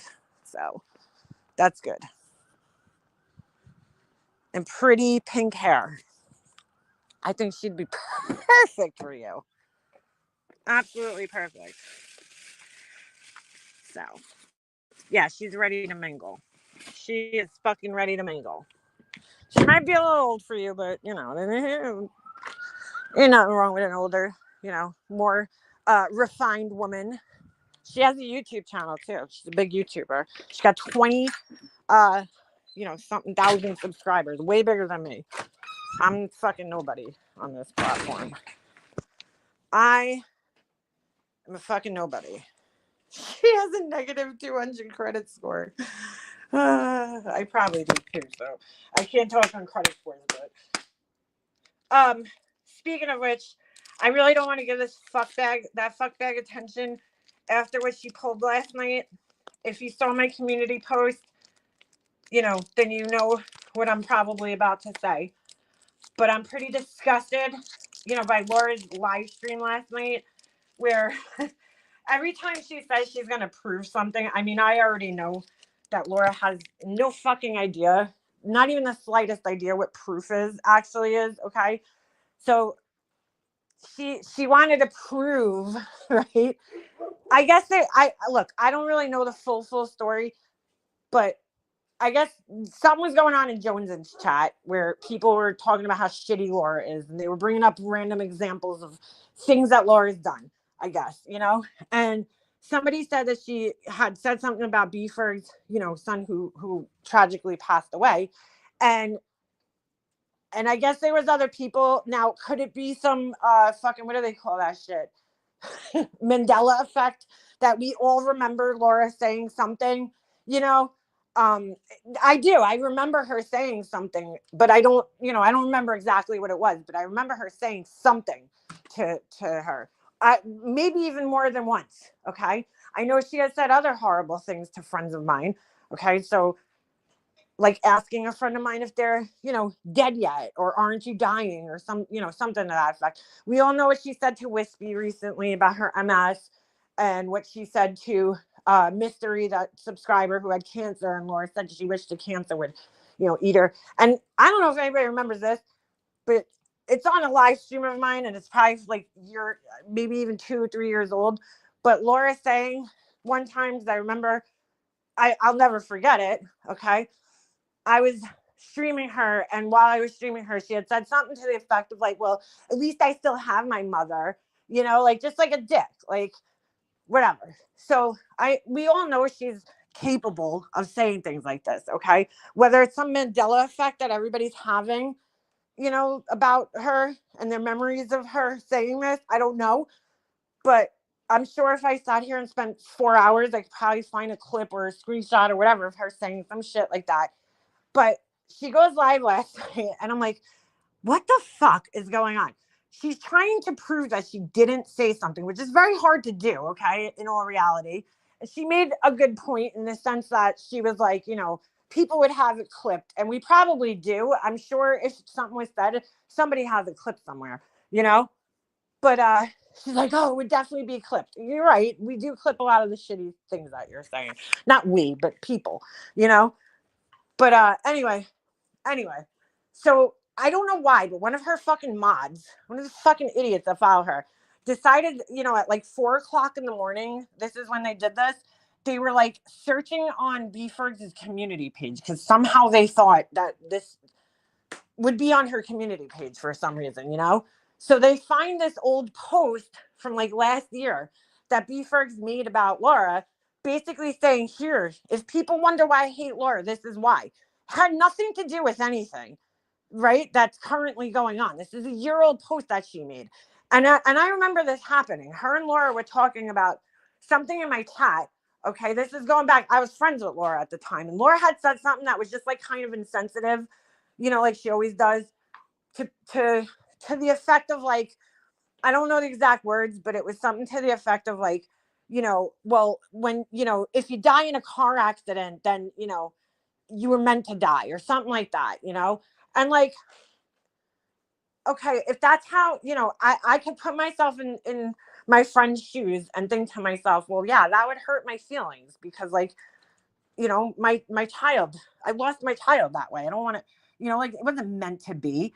You know what I'm saying? Like whatever she said, it hit her. And like, again, that's where Laura lacks empathy because last night she kind of like acknowledges this and she's like, oh, well, it wasn't directed at you. But I'm like, you can't for a second put yourself in somebody else's shoes and be like, oh, okay, I could see how that might be taken the wrong way. If you're in that situation, I can see how it would be hurtful towards you. So instead of just saying that like a normal person and being like, yeah, I can understand how you might have, taken that the wrong way or how it could have hurt your feelings, but I wasn't, it wasn't meant towards you. I didn't mean to hurt you. So I apologize if I did, because that's what a normal adult would do. Something to that effect. I'm not saying exactly that, but something to that effect, right? You would be like, I'm sorry. I've done it. I've unintentionally offended people before and I've had to apologize. We've all done it, like, oh, I'm sorry. I didn't mean to, it wasn't meant towards you, but I'm sorry. Okay. If it offended you, but it wasn't meant towards you. No, instead she like doubles down and then she starts ranting and raving like, nobody can talk about car accidents. Like just being a total shitbag that she is. Like, and you know what? As angry as it was making me to listen to this, because this is my friend that I care about, at the same time, I was like, you know what? Just let her go, because she does herself no fucking favors when she does these live streams, trying to defend herself. She ends up making herself look worse, So it's like, it's almost like, just go ahead. Even though I fucking hate what you're saying right now and you're hurting my friend, go do it because you're making yourself look worse. Just keep going. Make yourself look like a fucking complete asshole, So anyway, the funny part about it though was that like her proof, she was getting so mad about this proof, but like never once did B-Ferg say that that's her proof that Laura talked about her son. Like Laura's mod handpicked that to be Laura's proof. You know what I'm saying? Like that's not B-Ferg's proof that Laura ever said anything about her son. She never referred to that. She never said that that's what it was. Laura's mod went searching for it. And then Laura's like, yep, this is the proof that I never said anything. Here's what I said, And it's like, no, Laura, like nobody ever referenced that post or referenced that, incident. Okay. You just picked it for some reason. Your fucking stupid mod went and fucking searched for it. And decided that was what we were, whoever said this was referring to when it wasn't. It wasn't. Yeah, the post is a year old. It's a fucking year old. Like she's just such a piece of shit, dude. She really is. And I'm sorry, but maybe we're all having the Mandela effect. Me, B-Ferg's Ass 274, and all the other people in the chat that were saying, yeah, I remember Laura saying something about her son. Or not necessarily about her son, but maybe in reference to it. You know how Laura does, where she'll be like, oh, like she said to me, oh, at least I have my mom. She said the same thing to Negs. Oh, at least I still have my kids. Like whatever the fuck she said. She might have referenced it. Now, the funny part about this was she was playing stupid last night because at the beginning of her stream, she's like, I didn't even know she had a son. She's playing all stupid. I didn't know how he died. I didn't know. Then, right? Later on in the stream, after she goes and looks at this post, she's like, oh, that's right. I remember back then asking her, I didn't know how her son passed prior to that, but now then I knew. So which one is it, Laura? Did you just find out last night, or did you find out, in 2020 when this actually happened? Because you can't seem to make your fucking mind up. But I was like, wow, she must be really fucking hard up for like something to talk about, because last night she went live. I mean, I'm sorry, the day prior to that, she made a post about this. But for some reason, like the post wasn't enough. I guess maybe she didn't get a reaction from the post. I don't know.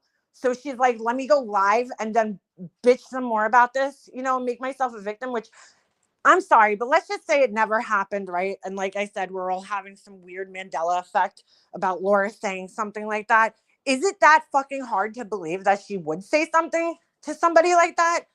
Like she's acting like it's like, me? I would never say something about somebody's, deceased relative or, something disgusting. But it's like, dude, you do it. It is believable that you would say something, okay? Because you say shitty things like that. You have in the past. There's plenty of examples that are clipped, that are, online, that we could all just easily go to and find. So like to sit there and act so outraged, like how dare people, accuse me of this because it's so far out of reach. It's like fucking saying Lanky Tor said it. You'd be like, what? Lanky Tor doesn't fucking say shit like that. You'd be like, no, absolutely not. Like never. You know what I'm saying? Like, but it's Laura, and it's like she probably did say something like that. For all these people that are remembering it,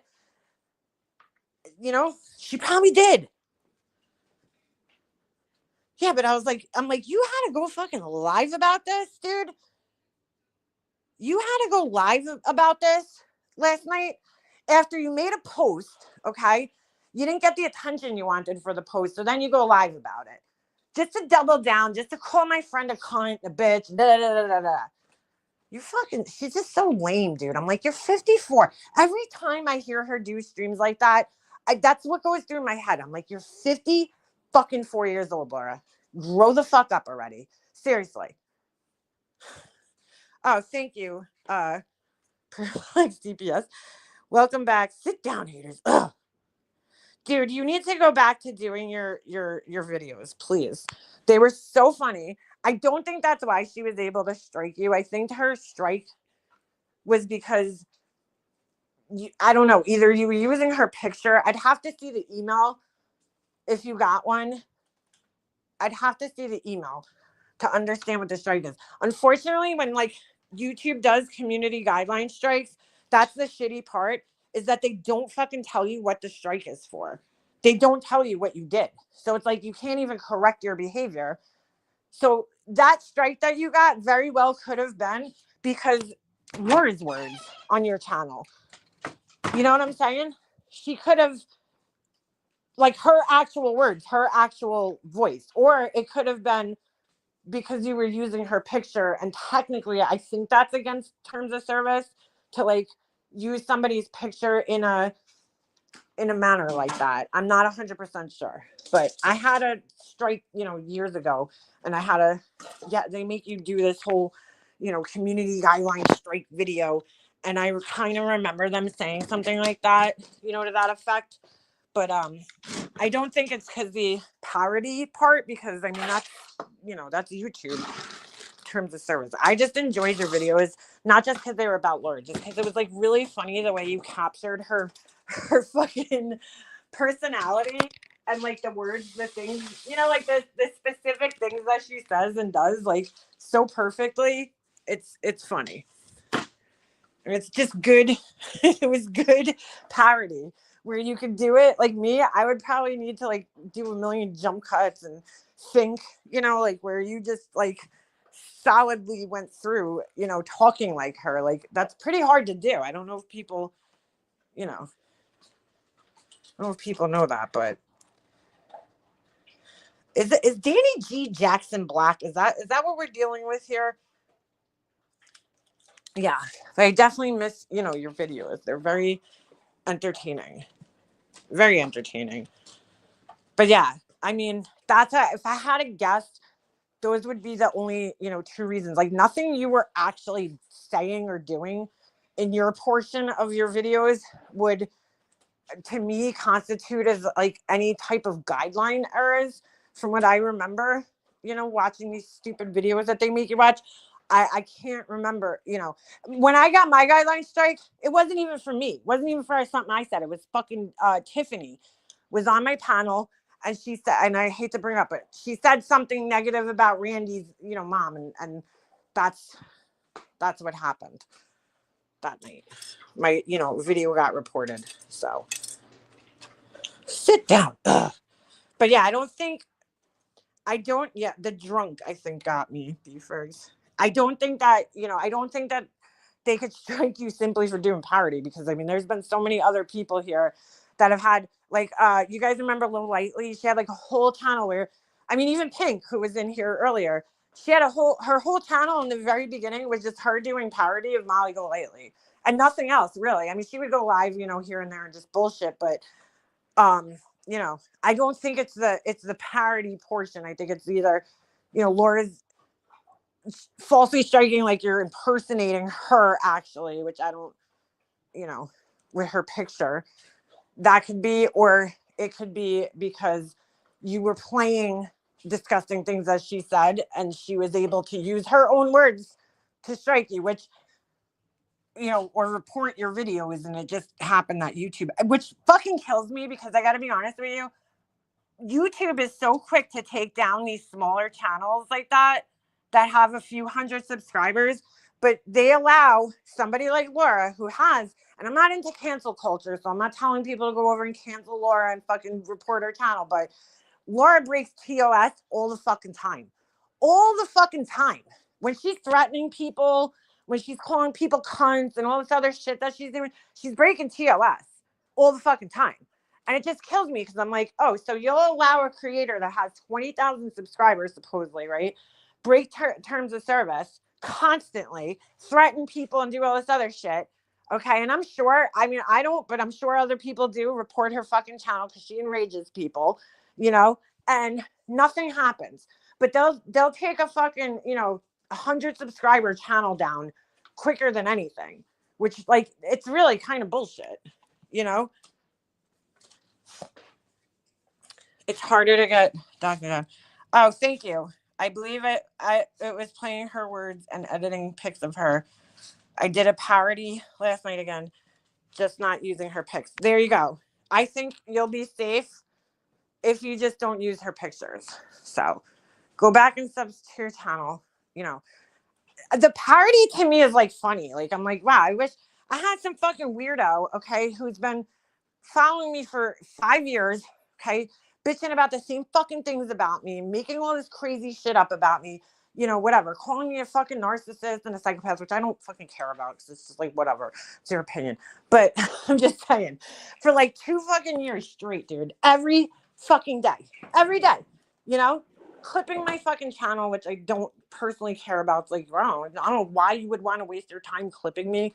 I guess because it's like most of the time the clips don't even make sense. It's like, what are you trying to show by clipping this? But you know what I'm saying? But they're like writing all this like really fucking crazy shit about me, my marriage, my husband, me as a mother. I'm a shitbag mother, I'm a horrible person and all this other shit, which none of it's true. I mean, it's their opinion, so whatever. You can have your opinion about me, but I know that it's not true. They've been doing it fucking 2 years every fucking day. And for like the first year and a half, they were tagging me every fucking time. So I would get a notification every day from this person writing about me. And I'm like, oh my God, dude, like, get a fucking life, And it was literally every fucking day. And I could prove that. Laura says, she talked about me every day. There's never been a fucking time on my channel ever that I've been live every day, or even close to it every day. Okay. I'm like, you're full of shit, Laura. But like, your channel has been around for, a couple of months, and all you do is just like repeat her own fucking words. And she just couldn't take it, dude. You were around for like what, a couple of months? I don't even know. But I'm like, you are such a bitch, dude. You're so weak. You're so weak. I put up with this person talking shit about me for fucking 2 years, and it is what it is, dude. You know what I'm saying? Like, go ahead. Nobody's paying attention to you anyway. Oh, who gifted 5 memberships? Thank you. Oh, Laura's toe. Thank you. Her big fucking toe. But you know what I'm saying? I'm like, whatever. Like, I'm not going to take their channel down. Let them fucking have their little channel and do their thing. Supposedly they're done. Good. Bye. See you later, Christina. Like, have a fucking nice life, you fucking weirdo. But you know what I'm saying? You're fucking psychotic. I know it's this girl. I knew it was her from the fucking start. And I still know it's her because she made herself so fucking obvious. When you have somebody, you know, typically people tend to like say the same things about you, you know, if they don't like you. So it's like there's certain things like even for, you know, Laura that stick out to me, just like everybody has their own things about Laura that stick out to her, to them, you know. Me, obviously, I mean, it goes without question, but there's like certain things that stick out to me, and I know that there's other people that I see saying the same things about her because they're things that for some reason stick out to them, that okay, this is why, here's the evidence to back up why I don't like her, or here's my reasons. This person's been saying the same fucking thing for 5 years about me, the same exact thing, so I know it's the same person. Could other people potentially share an opinion with them? Yeah, but it's the culmination of all the opinions that they share that I know it's her, because they've been saying the same fucking thing for 5 years, dude. It's pretty obvious. Pretty fucking obvious. How come I can't see your guys' comments? So, oh, beef rigs, I got your candle things are cooking in the garage right now. The vessels, at least, working on those. There's I gotta do a few more, but they're cooking. They're baking. They're not really cooking. They're just sitting there drying. But got my Christina's hat covered from now on. Yeah, yeah. And if it's not her, then I mean, I'm pretty like 99% sure it is her. But if it's not her, then there's only like two other people that I think it could be. So, but I'm pretty damn sure, just due to not just the things they say about me, but some of their other activities on here and who they align themselves with and whatnot. It's pretty obvious. You know, it could have been other people, but then I'm like, that person I don't think would fucking, you know, do this or that or talk to this person or be watching, you know, this person. So it's pretty fucking obvious. Thank you, Carla. I actually just made another one today. And I'm going to be working on another one. I guess I'll post them soon on my website.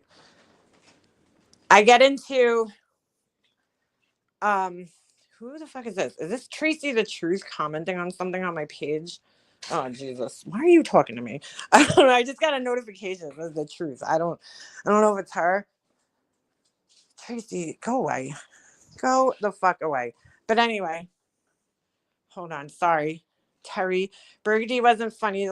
That's what I'm saying. Like they're stupid. Burgundy, I'm sure it's not funny to Laura, but the number one fan channel is funny. At least if you're gonna do a channel like that, be funny. But yeah, Burgundy's just mean, dude. You know what I'm saying? Like they're just straight up fucking mean. They got no sense of humor. They're just like an angry fucking ranting raven lunatic. Like, you know, this person, okay, they're making fun of Laura, but they're, you know, it's all in jest. It's not meant to hurt. And that's the difference. You know what I'm saying? She's not lying about Laura. She's not fucking making things up about Laura.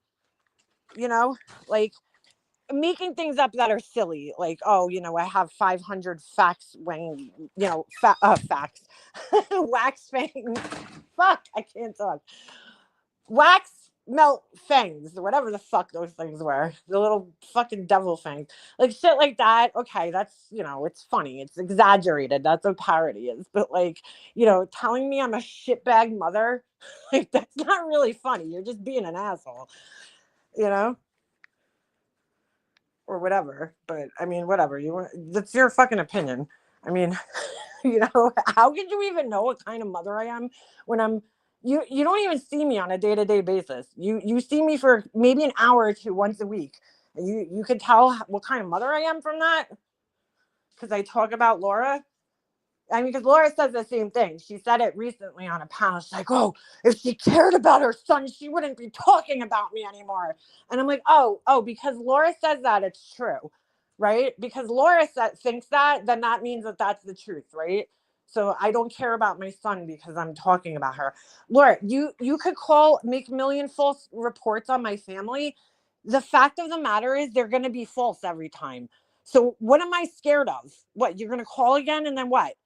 it's going to be another fake report and what? You know what I'm saying? My son's never going to get taken out of this house because of anything that you fucking say. So what am I scared of for you to do? Like,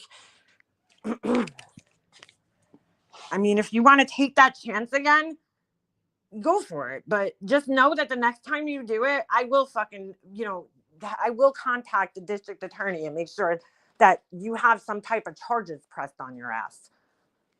Like, mark my fucking words, I will. And your life, well, you probably won't be doing any jail time. You'll definitely, be inconvenienced. And you'll definitely be hitting the wallet, okay? Because you'll have to come up here and fucking, they're not going to do no virtual bullshit for you. You're going to have to come here and physically be here in a court of law. Or, I don't know, maybe it'll be by her house. I don't know how it works. But either way, because that's where the call originated from. Either way, you're going to be majorly inconvenienced, okay? So, I mean, there's no jail sentence, but you'll be fined, okay? It'll be on your fucking record, which, you already, I mean, to her, it doesn't matter, though, because, like, everybody's like, oh, I would have pressed charges. She's not going to learn from that, dude. You guys, this woman's been in jail before, okay? Like, do you think she learns lessons? I mean, everything we know about her has shown us that she doesn't learn anything, dude. She doesn't fucking learn from any past mistakes in her life, ever. Last night was great proof of it. Like, how many fucking times are you going to do lives like these until you realize that they don't make you look good? They don't help you in any way, shape, or form. All they do is you have your little echo chamber, right? The 20 people that are in your chat that are like, yeah, Laura, you're such a victim. That's all it does. Everybody else who's watching is like, God, this woman's such a fucking idiot. Like, that's what's going through everybody else's head. They're like, holy shit. Like, we're watching you because we're just like, we know what's going to happen. I turned it off after like probably like a half hour. I was just like, I had enough, dude. It's the same shit. This is Laura. I don't even want to fucking listen to her anymore. This is so stupid. This is the dumbest fucking thing ever. It's like, you're not helping yourself in those situations. You're just providing more fucking low cow milk for us, like, to laugh at you every time, and you still haven't learned that yet. You still haven't gotten it. You still haven't caught on. She likes it. She enjoys it. I told you guys this. Like, I really believe that she enjoys it. You see the same way she's talking about, why is everybody talking about Brittany J? That's her new thing. A couple of months ago, why is everybody talking about Betty? Because Laura's jealous. I'm telling you, if you don't believe me, then watch, because the next person that's going to be the focus of everybody's attention, because there's always going to be somebody, okay? When it's not Brittany J anymore, and they find a new person to focus on, Laura's going to stick up for that person too, even if she doesn't even barely know them. Why? Because I truly think she's fucking jealous of the attention that they get, that she's not the center of attention. People aren't talking about her. So she's like trying in some way to get herself noticed, like, oh, I'll stick up for this person. Maybe that'll get people to talk about me. Like, she wants to be talked about, because if she's not talked about, she's not relevant, dude. Good or bad, if she's not being discussed on this platform, then she's not fucking relevant, dude, in her mind. It's the only way she makes money on here. It's the only fucking way. So, doing true crime and all this other shit, Laura can't take it when she doesn't have like 100, 200 people in her chat. Me, I don't fucking care. I don't care if there's 10 people in here. Just coming on to bullshit with you guys. This isn't my job. This isn't my fucking livelihood. It's just for me, for fun. I like to keep in touch with you guys. A lot of you guys that I've known for years now. That's it. It's what it is, But in her head, she's like, she can't understand why all these other people are the focus. She don't fucking care about Brittany J's feelings or Betty's feelings or any of these people. She's just mad that the attention isn't focused on her, because what else could it be? I don't care. If those people want to talk about Brittany J and I'm not interested, then I just don't watch them. That's it. And I don't, go ahead. Talk about the girl, to the cows come home. I don't fucking care. Has nothing to do with me. Why is she upset? Give me another good reason for why she's upset about it. because we know it's not because she cares about Brittany J or her feelings, because she's said negative things about the girl, just like Betty, right? She said negative things about Betty in the past. So which one is it, Laura? What is it? What are you really upset about? Why do you care what these people are talking about on their channel? If you don't like the topic, there's a million other channels you could watch, like just like last night. You were getting on my nerves while I was watching it, so I was like, fuck you, turned you off and watched something different. It's like, why do you even care? There's no other reason for you to care except for that you're not the center of attention and you're jealous. It's the only reason I could think of.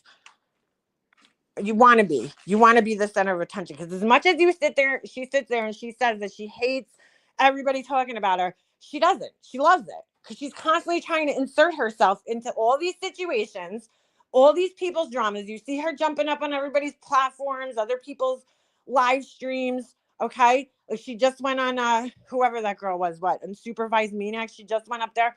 It's all for attention, dude. It's all for attention. She's upset. Subs lives matter. Dude, that is the dumbest shit I've ever heard in my life. I was listening to her video. Where was she, in a pool? Whose pool was that, by the way? Whose pool were you fucking contaminating that night? Can I ask? Ugh.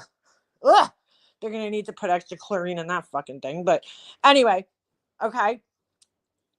She's sitting in some fucking pool at night, which is so weird. Like, who does that? I don't know. Who's like swimming at night by themselves in somebody else's pool? I mean, I would understand if it was your own pool in your backyard, but like, who gets in their fucking car to go swimming at night? I don't know. Fucking weird, bro. Fucking weird shit this woman does. Anyway, but she has this whole plan that she wants her, subs to go into Emily D. Baker's chat. Why do you want to go disrupt these other people's chats, first of all, with this bullshit? That's so rude. So rude. I was in somebody's chat the other night and I got so like annoyed, because I know how it is as a person who streams. They come in this girl's chat, right? She's live, and they're like, oh, Turtle Boy's live. Like, what do I do? And I'm thinking, like, why would you do that? You know what I'm saying? Like, they're in the same community, right? They're in the same, like, covering the same thing. Why would you come in this woman's chat and be like, oh, Turtle Boy's live? Like, I'm like, that's so rude. Like, all right, great. Go watch Turtle Boy then. Like, why are you coming in here and announcing it? Like, so what? So people leave her chat and go to his? Like, that's so rude. So anyway, why was I bringing that up? I have no fucking idea. No. The fuck was I bringing that up for? Holy shit. I totally forgot why I even brought that up. I'm trying to remember what I was talking about. I just totally lost my train of thought. I need my brain scans. Oh, she has a plan. That's what I was saying. Why are you going and like disrupting other people's chats with this subs lives matter bullshit? You know what I'm saying?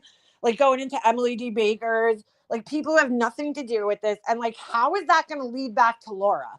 Like, people are going to be like, what the fuck is subs lives matter? Like, what does that mean? You know what I'm saying? Does she think people are going to start like researching it? Like, oh, let me Google that. And then they're going to find Laura's page magically. Like, I don't even understand the plan. It doesn't make any sense at all. I'm like, how do you make sense of that? Like, how is this going to help you in any way? And it's like, let's be real, Laura, you don't care about subs lives. You care about subs money. That's what it should be. Subs money matters, right? To Laura. Hashtag subs money matters to Laura. Like, that's really what it is. Because like last night she's like, oh, I ordered it. Or I don't know if it was last night, but some other live she did this week. I didn't watch all of them, but I watched like the first 10 minutes. I'm like, oh, if she's playing like any of those people, I just turn it off. But anyway, she's like, oh, I just went out and spent a whole bunch of money on wood and a whole bunch of money on candle wax and stuff, lotions. So you guys have to buy candles. Like, what? Like, who told you to go out and invest all this money? And now it's their, like, your subscribers' jobs to pay for all of the shit that you spend money on? Like, what? That's some marketing campaign, Laura. I mean, holy shit. Just straight up telling people, look, I spent all this money now. You need to buy my shit. Oh my God. I know. I was very, very curious to know what Laura had on in the pool because we know she's like so self-conscious. There's no way she's in a bathing suit. She got right out of the pool and went straight into her car. Could you imagine how musty her fucking car smells? Ugh. Mildew central over there. Tourette's boy is embarrassing to promote. I mean, I don't watch him, but yeah, I wouldn't go into somebody's chat and you know, some lives matter protest.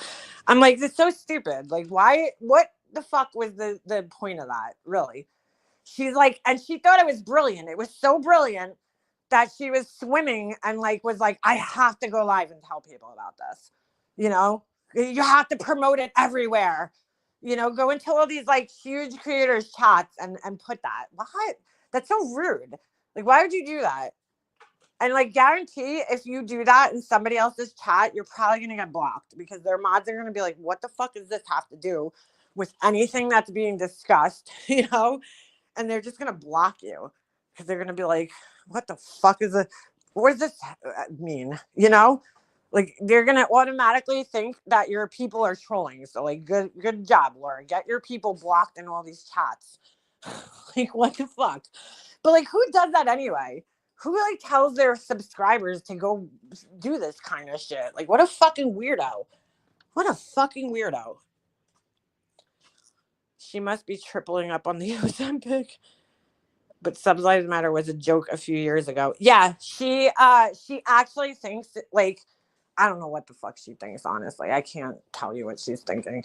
I don't know, but I'm like, that's the dumbest idea I've ever heard.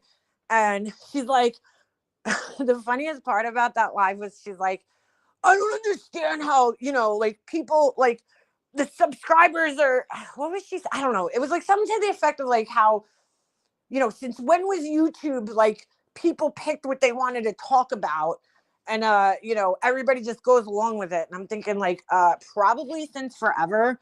Because I was like, that's the whole basis of YouTube is like people start channels based on various topics. And then people who are searching for those topics go find those people. And if they like the people, they stay and they subscribe and they watch them on a regular basis. Like if you're into true crime, then you go to a true crime channel and then you'll watch it, right? Like that's how that is YouTube. What do you mean since when? It's always been like that. You know, the creators pick what they want to talk about and the people find them. And if they like what they're talking about, they stay and they listen. What do you mean since when? It's always been like that. It was like the weirdest question. I'm like, why? Like, what do you mean? Like, since when did the subscribers control what creator? You know what I'm saying? Like, they're in control in the sense of like they pick what they want to watch, but not in the sense where like they go to people's channels like, I want you to talk about this. You know, sometimes that happens if you have a certain area of expertise. You know, you might want to hear somebody's opinion on it. You know, like, oh, I'd like to hear your opinion on the Diddy trial. You know, if you're an attorney like that. But like, you know, other than that, like, I don't think, obviously there's an audience of people who want to hear somebody talking shit about Brittany J, right? Because, you know, the evidence is there. Queen Bee's channel, right, probably gets like 1,000 people in her chat every time she's live. So clearly there's an audience for it. People want to hear her talk about it, or the people on her panel talk about it. So if you don't like what she's talking about and discussing, just don't watch her channel. Isn't that what you tell everybody all the time? Don't like it, don't watch. That applies to you too. Don't watch it. I mean, like, what do you like? I don't get it. It's like she's like, I don't want Queen Bee subscribers, but when you're saying shit like that, it sounds like you do want her subscribers, or you want, you know, a community as big as hers, right? Because like, why else would you be trying to control what she's discussing on her channel? You know, I'm worried about like, just don't watch her then. Nobody's forcing you to watch her and listen to her talk shit about Brittany J. And like, let's be honest, you don't care if Brittany J is being bullied or not. Do you even talk to her? No, you don't. What do you care? It's like, who do you think you're fooling with this shit? I hope she buys some purple duct tape for the leak in her car. Root for the wedding. Oh my God. Every time people make more money, she goes ballistic. Well, that's the other that's the other part of the equation, is that she can't understand why, Queen Bee has said some things that, people don't agree with, myself included. I've heard some things and I'm like, like I wouldn't say that, but, you know, um, and she can't understand why, she gets away with it and makes all this money, where Laura has said all these terrible things and she's not making money. She forgets that she also called CPS, but that's a whole nother story. But I'm just saying, like, she, seems to forget that, you do this like pretty much every time you go live, whereas other people maybe like, yeah, once in a blue moon, some shitty things come out of their mouths, they're human. But like you, it's a little different. More often than not, you're saying, you know what I'm saying? Like you got to look at it like a scale. If most people's would be, balanced, maybe off a little bit, Laura's is like one of them sitting on the floor, if you look at that balance scale, like the scales of justice, Laura's fucking pan, whatever the fuck it is like literally on the floor. It's so weighed down, with all the bullshit. That's the difference.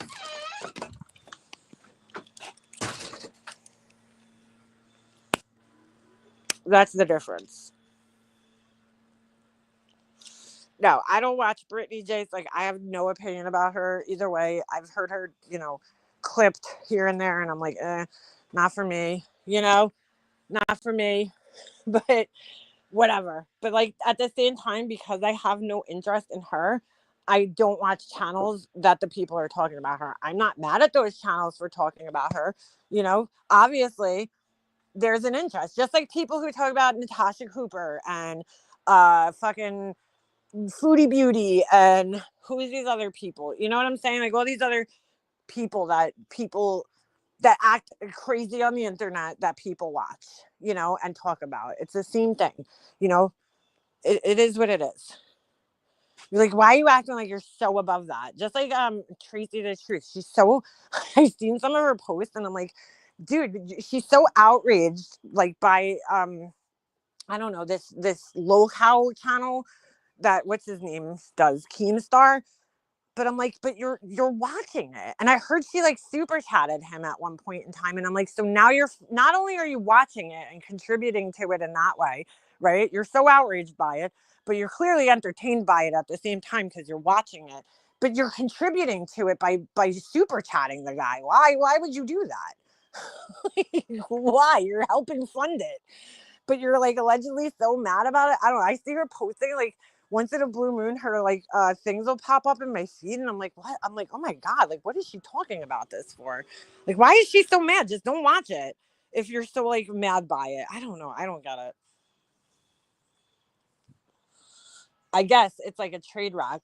She's like tagging these people, and I'm like, I don't know, because I'm not like following it that closely. I just see like posts once in a blue moon, but I'm like, are these people like responding to her? Because she's like tagging them all the time. I don't know. I'm like weird with the tagging thing. Like I tagged Beefergs in my post today, and I might have tagged Whiskey, but like I really don't like tagging people. I don't know. I just don't. It's like weird. The weird thing I have, but she's like like especially like if I tagged somebody like like more than once and they didn't respond, I don't think I would tag them again after that. You know what I'm saying? Like I'd be like embarrassed. I'd be like, oh, I'm not gonna keep tagging this person and bothering them and they're not even responding to me.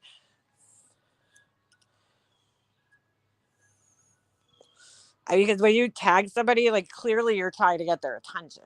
You want them to answer you, right? So like that, I mean, that's the only point I could see in tagging somebody, or you want them to see what you have to say, so it's like if you tag them like 3 or 4 times and they don't respond after that, I would think it's kind of safe to say, I don't know, like I have it done to me all the time. I have people that like keep tagging me and I'm like, why are you tagging me in this? Like I don't comment on your page, I never respond to your videos, but I don't know, why are you tagging me? Some of the shit that I get tagged in, I'm like, I don't even understand why I'm being tagged in this. It has nothing to do with me. Like I'll see my name the girl Brittany J, right? Queen Bee. And I'm like, where do you see me ever participating in anything with these people? Why are you tagging me with them?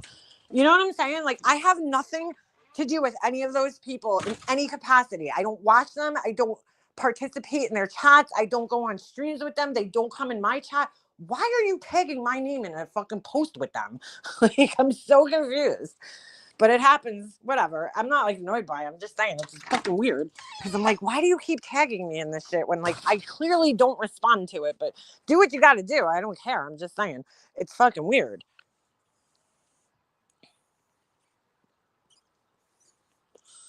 You're given a name. Go and claim your prize. It's not gonna happen here. You need to find a nice girl.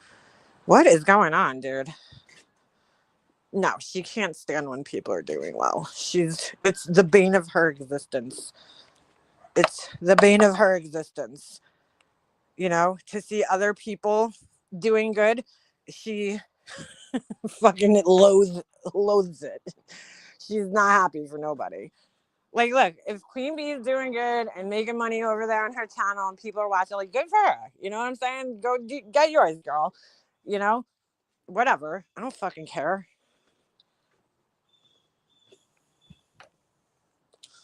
That's because you're not seeking out the purple people eater. I'm telling you, dude, she'll like you better. She'll like you. Yes, Georgia. Somebody was in here about a half hour ago that was actually in Denham and said they left for the day. So typically, Judge Aunt Bev lets them out around 4:30, but I think that's around the time she let them go home. I don't know if you're in like the same time zone as us, but I think usually around 4:30 Eastern time, that's when they go home. Why are people buying her fire hazard candles and think they're burning? Dude, I don't know. Mm-hmm.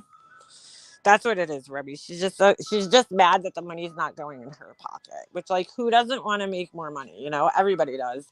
I get it, but like, you know,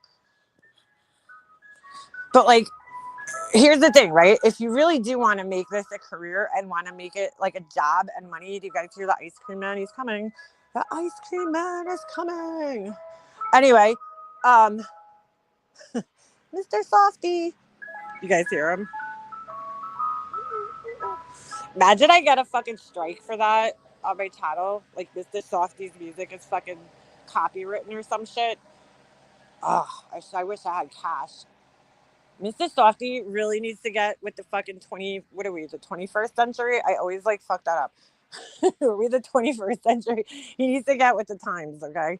Or fucking get a Venmo or something, because I never got cash on me, ever. The best is Jesse goes downstairs and he just grabs like handfuls of change. He doesn't count it because, believe it or not, these kids have no fucking idea how to count money, because like, when do they need to do that? Nobody ever has fucking cash on them.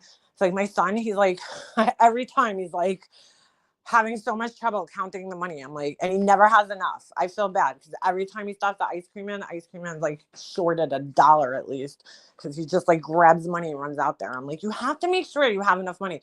Which, in his defense, Mr. Softy's getting expensive. It's like $5 for a cone. I mean, come on, it's a little much. It's a little much. Yeah, I think they do still make pennies. I love ice cream. Oh, Carvel's the best though. If you don't have Carvel, I feel so bad for you. There's soft serve ice cream. I'm not like a big fan of the regular ice cream, but soft serve, oof, so good. So good. And the lady that owns the Carvel over here, she's the soft ice cream machine Nazi. She will not let anybody else that works there put the fucking ice cream on the cone. She'll let them put it in the cup, but she's the only one who's allowed to do the cones, and she does them like it looks like the fucking commercial. When she does the cone, it's like perfect. Like when she gives it to you, she does it so perfect. I don't know how she does it.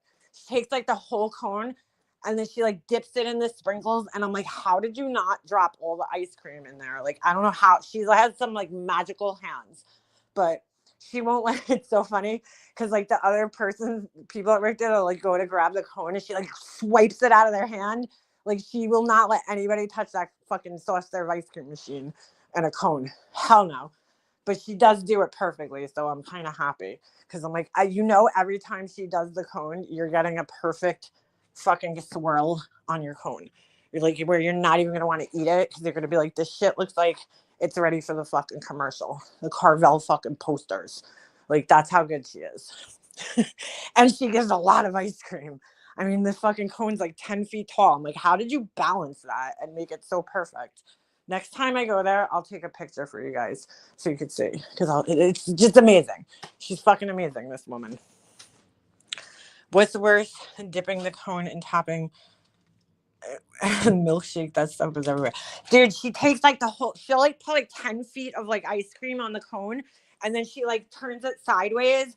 And somehow she doesn't fuck it up. She like dips it into the sprinkles and spins it around.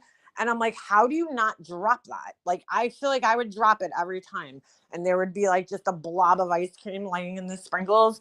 And she like keeps everything perfectly neat. It's amazing. She's amazing. Like, if she sees like a fucking colored sprinkle got into the fucking chocolate sprinkles, she'll pick that thing out and fucking throw it off to the side.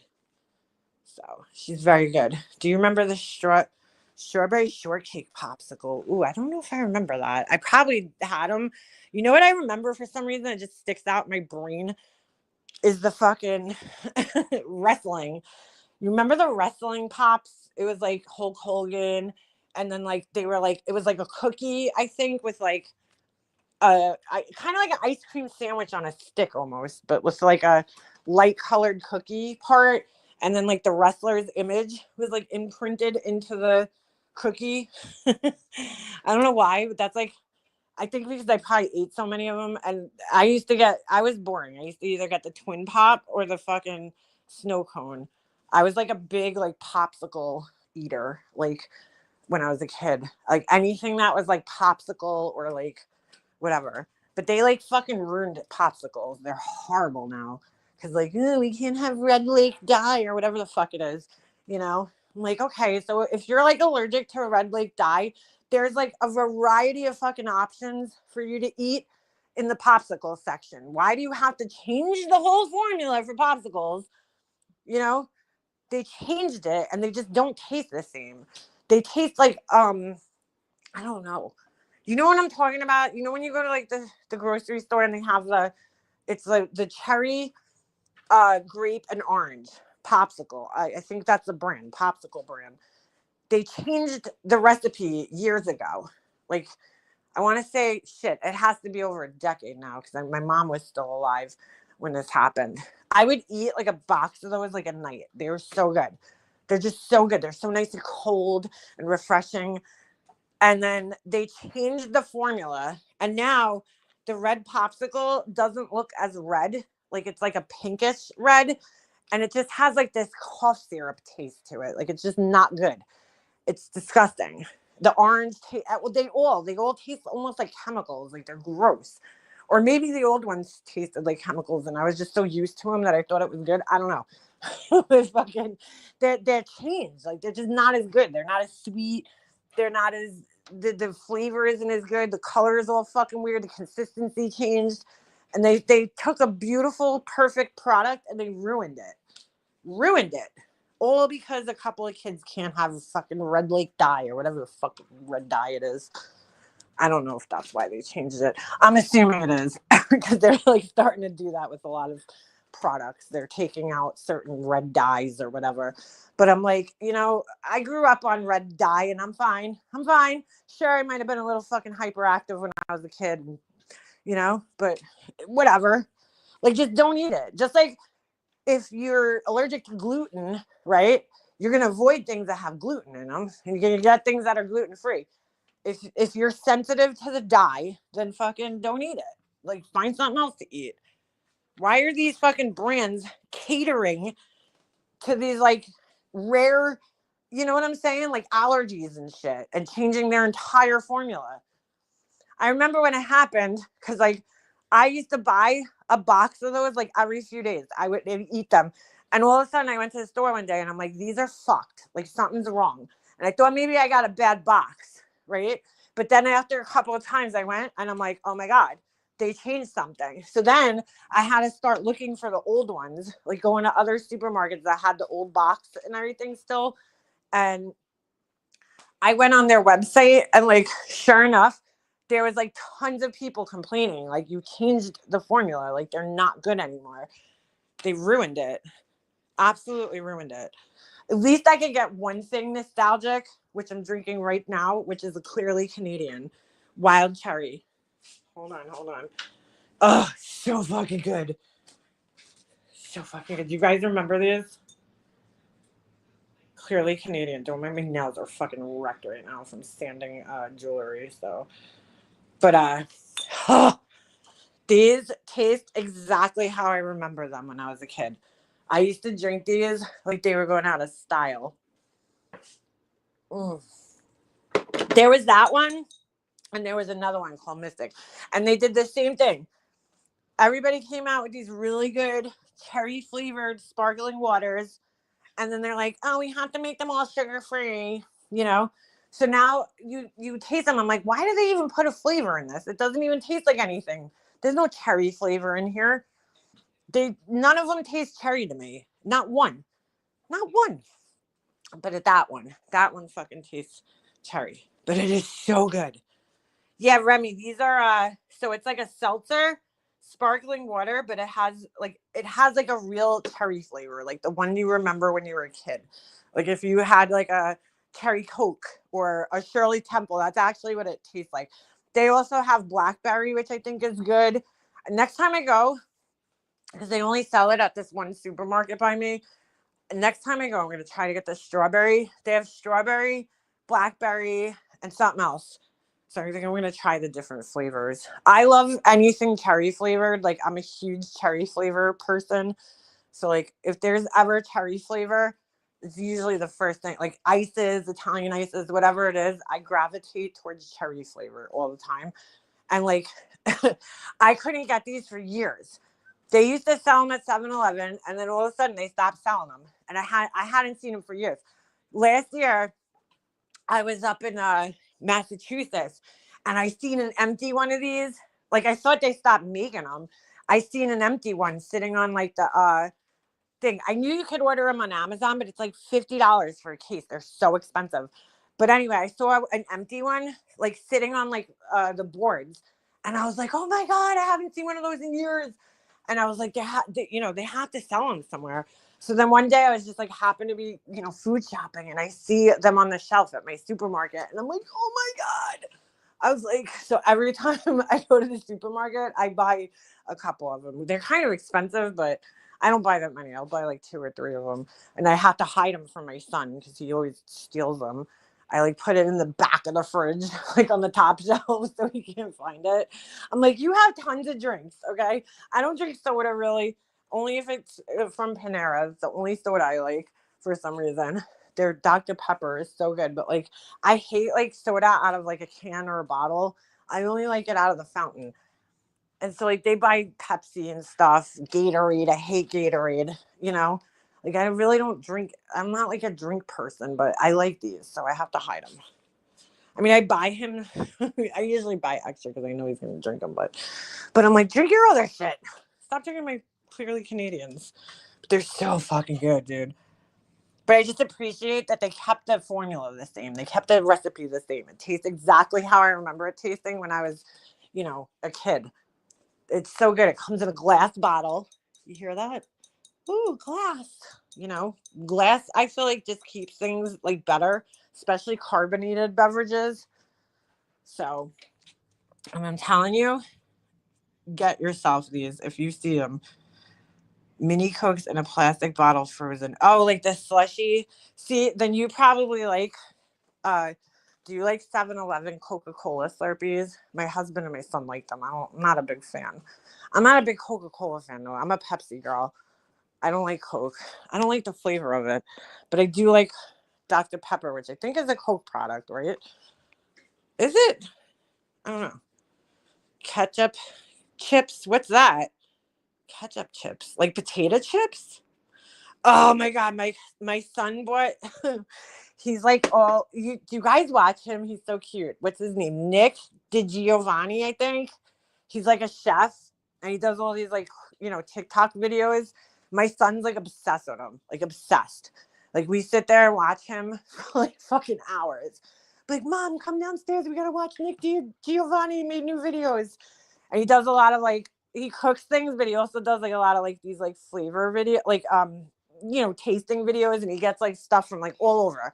And he takes like, you know, he gets like all these weird chips and all this shit like that. So my son is like all into trying weird shit. Like I brought him to this store in our mall.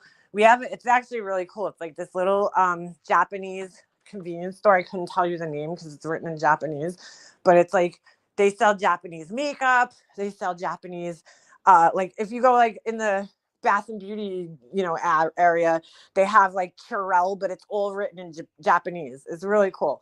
They have like all like the hair dye. It's everything's Japanese, so you can't read anything. And the only reason I know it's Curel is because that's the only thing that's written in English for some reason.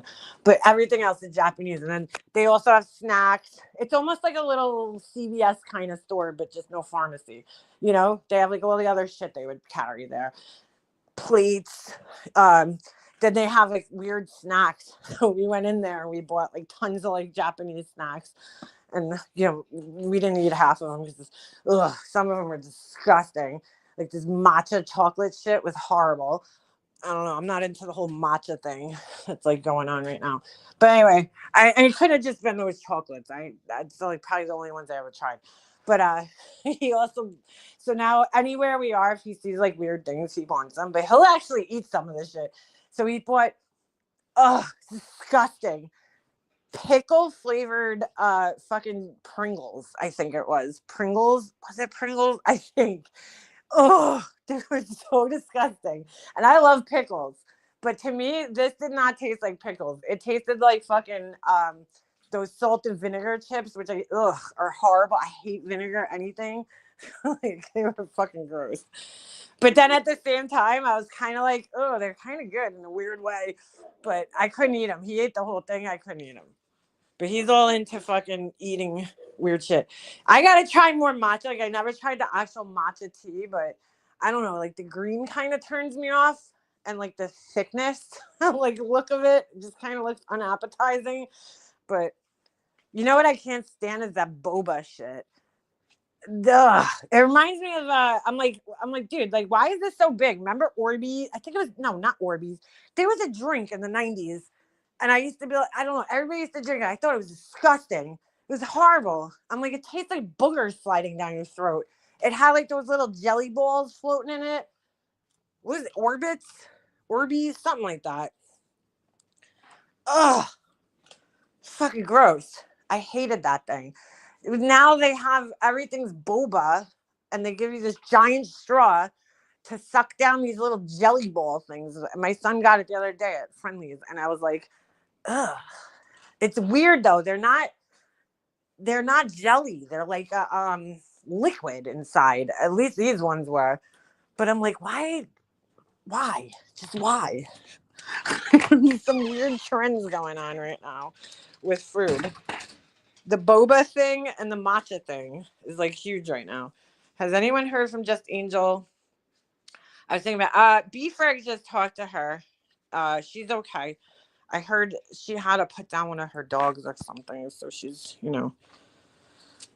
Just Angel. She's got a heart bigger than anybody's. Matcha tea is awesome. I gotta try it. Do you drink it cold or hot? I keep seeing it just like in videos. There's this girl I found. I don't know why. I fucking love her, and people are so mean to her on here. It's disgusting. I think her name is like Polish Mama, and her videos are like so random. She like just cooks breakfast and dinner for her fucking kids every day, but like she's like, people are so fucking mean. She's not your average influencer. She's like a heavier set woman. She's young. She's got a young baby. The baby's so cute. And she lives in like a very, regular house. Like it's not clean all the time. You know what I'm saying? Like to probably internet standards. You know what I'm saying? Like there's shit on the counter. Like it's like a normal house, but you know, people on the internet are expecting to see everybody in their aesthetic white house, you know, with the fucking marble kitchen and the white cabinets. And like, God forbid you don't live in that and you make videos. I don't know. But she's really cute. She makes like simple, you know, breakfast and like lunch for her kids. And I find her really entertaining. I like her. I don't know. Her channel just popped up one day. But I'm like, people are so fucking mean to her. Like, they'll be like, put a bra on. And I'm like, why don't you just skip past her video? Like, are her titties really bothering you? She's got huge tits. Like, I wouldn't want to be, if my boobs were that big, I wouldn't wear a bra all the time because that would probably be uncomfortable. So she's cooking breakfast for her kids. Why do you care if she has a fucking bra on? Let her tits flop wherever they want. Like, who cares? Just go past the video. My cousin makes a matcha drink. She has a wooden cup and beats it wood stick. Oh, I've seen like the people have like all these little devices to make the matcha, like mash it down, and I don't know. I used to laugh so hard when she would tell her dogs when they would start barking while she was like to go grab their backpacks and go to the pound. Yeah, I think she's okay though. I do. I gotta text her. Said hello and I've been thinking about her. Yeah, so but anyway, bamboo whisk. That's what it is. They have like this little matcha. I don't know. I watched it. There's some channel popped up in my thing one time. I get like hooked into watching the weirdest shit. Like last night, I woke up at like, I don't even know what time it was. Probably like 3 a.m. I don't know. I have like, there's actually a name for it. These people that wake up at the same time every night between the hours of like 3 and 5. What do they call them? I forget. My husband told me. I can't remember the name now because it's there's some type of like, obviously it's like in the spirit realm. Okay, you wake up at that time of the night. They say you're like I forget the name, a watcher, something like that. Something like you have some type of connection to the spirit world, right? That you wake up the same time every night. And it's been me for the last couple of years of my life. But anyway, I forget the name though. But anyway, I wake up and I'm like outside smoking a cigarette and fucking I got stuck watching shorts where this girl was putting toupees on these guys. And I was like so fascinated by it because I was like, wow, I'm like, fucking, they look so real. Like, they're not like the toupees like you think of where it's like so obvious that the guy's wearing a fucking rug, right? They look so real. But I'm like, how the fuck did these things stay on the guy's head? And the girl said you can go swimming, you could, you know, shower, like obviously, you know, with precaution and everything. And it stays on for like 4 weeks. But it looks so real. Like, I don't know. I mean, on camera, it probably looks a lot better than it does in person. But I'm like, what the fuck? I'm like, this is fascinating. So she has all these guys coming in. She like shaves like a donut, you know, in the head. Like, and then she like glues the shit out of these toupees and then she just like blends it in and I'm like, what the fuck? I didn't even know, like, how do you figure out that like that's gonna be your job one day? Like, that's, I'm like sitting there watching it and I'm like where did this girl all of a sudden be like, you know what, I'm gonna fucking do toupees for like a living? Like it's like, what the fuck, like how does that happen?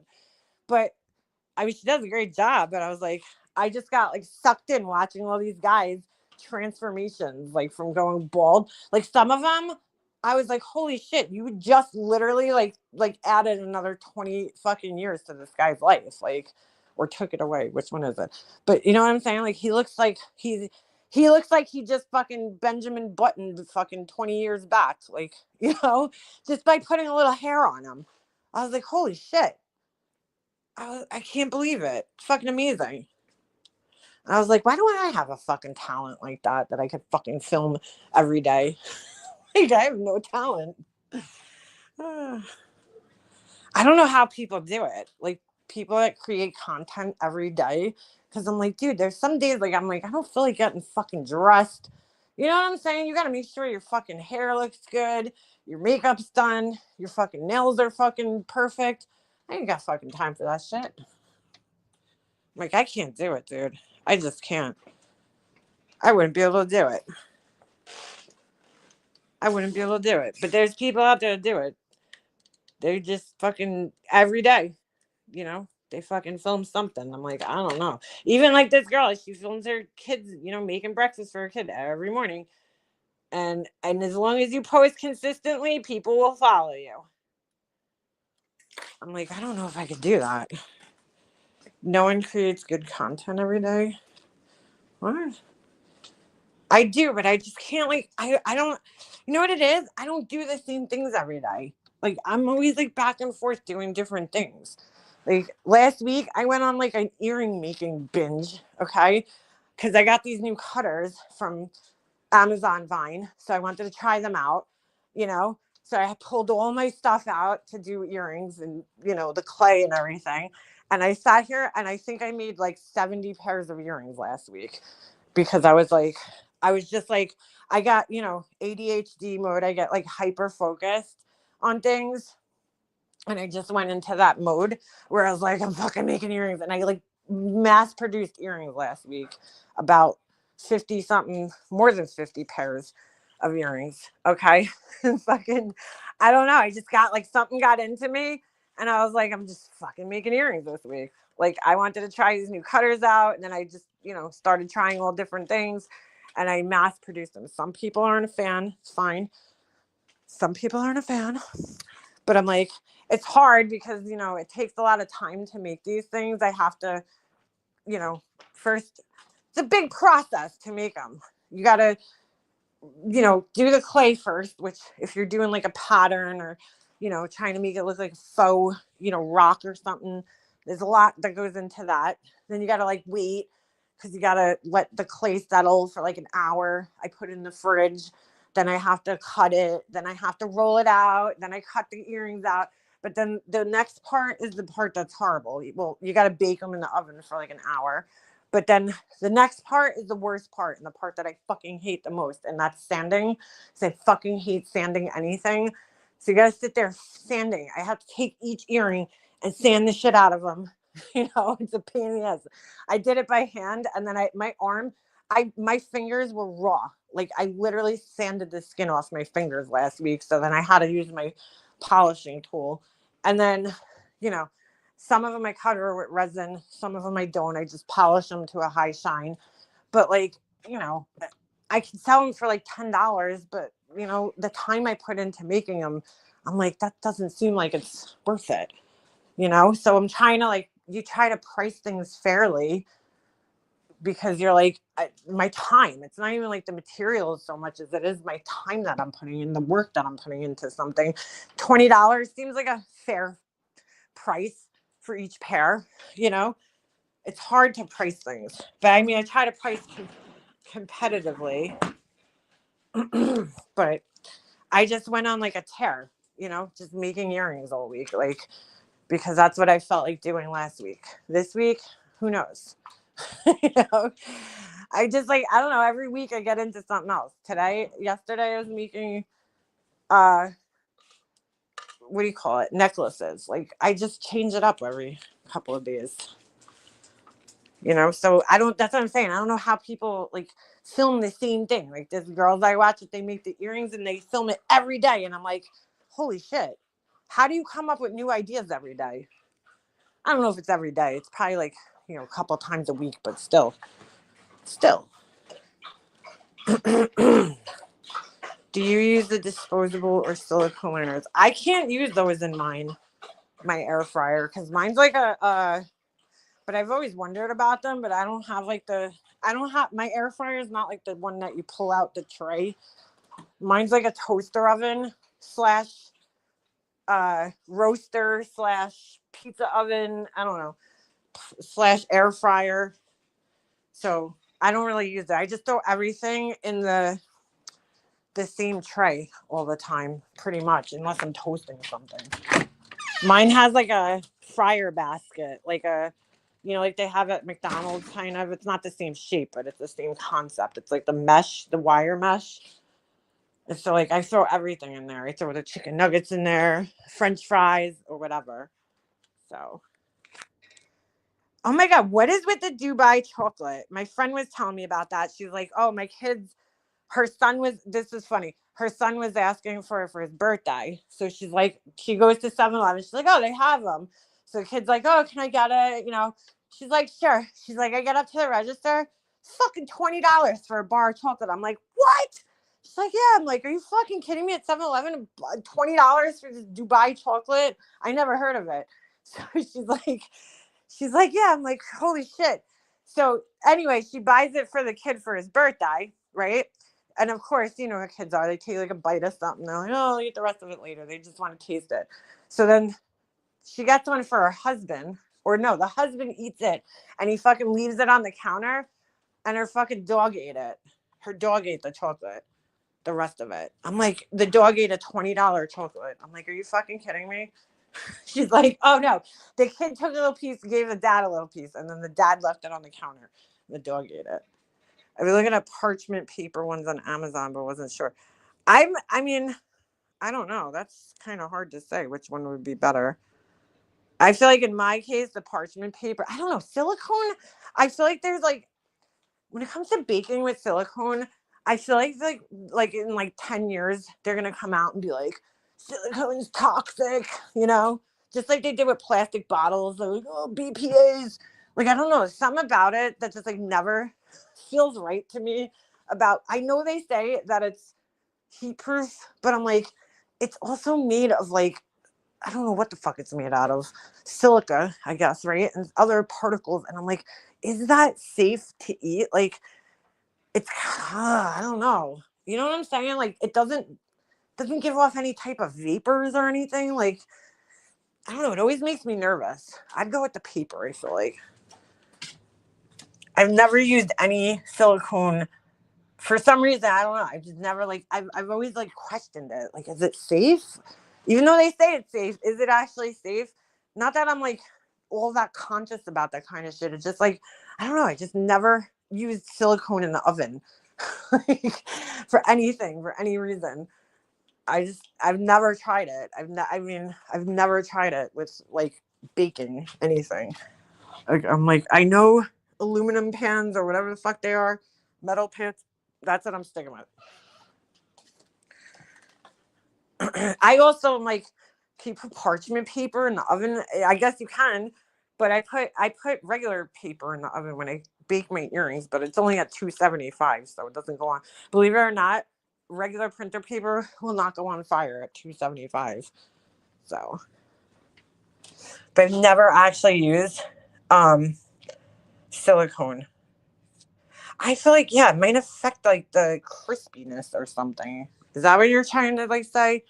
Like, it'll affect the like, it might absorb too much. It might have too much moisture. Not like, you know what I'm saying? Like, affect the product, the finished product. Does that make sense? Like, parchment paper, I feel like it wouldn't because it's paper, but I feel like silicone, like, because it's so thick and like impermeable, that like it would hold moisture into things. I don't know. Maybe I'm wrong.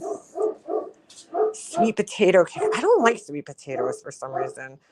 I can't like get into them. I've tried them and I'm just like, eh. Where?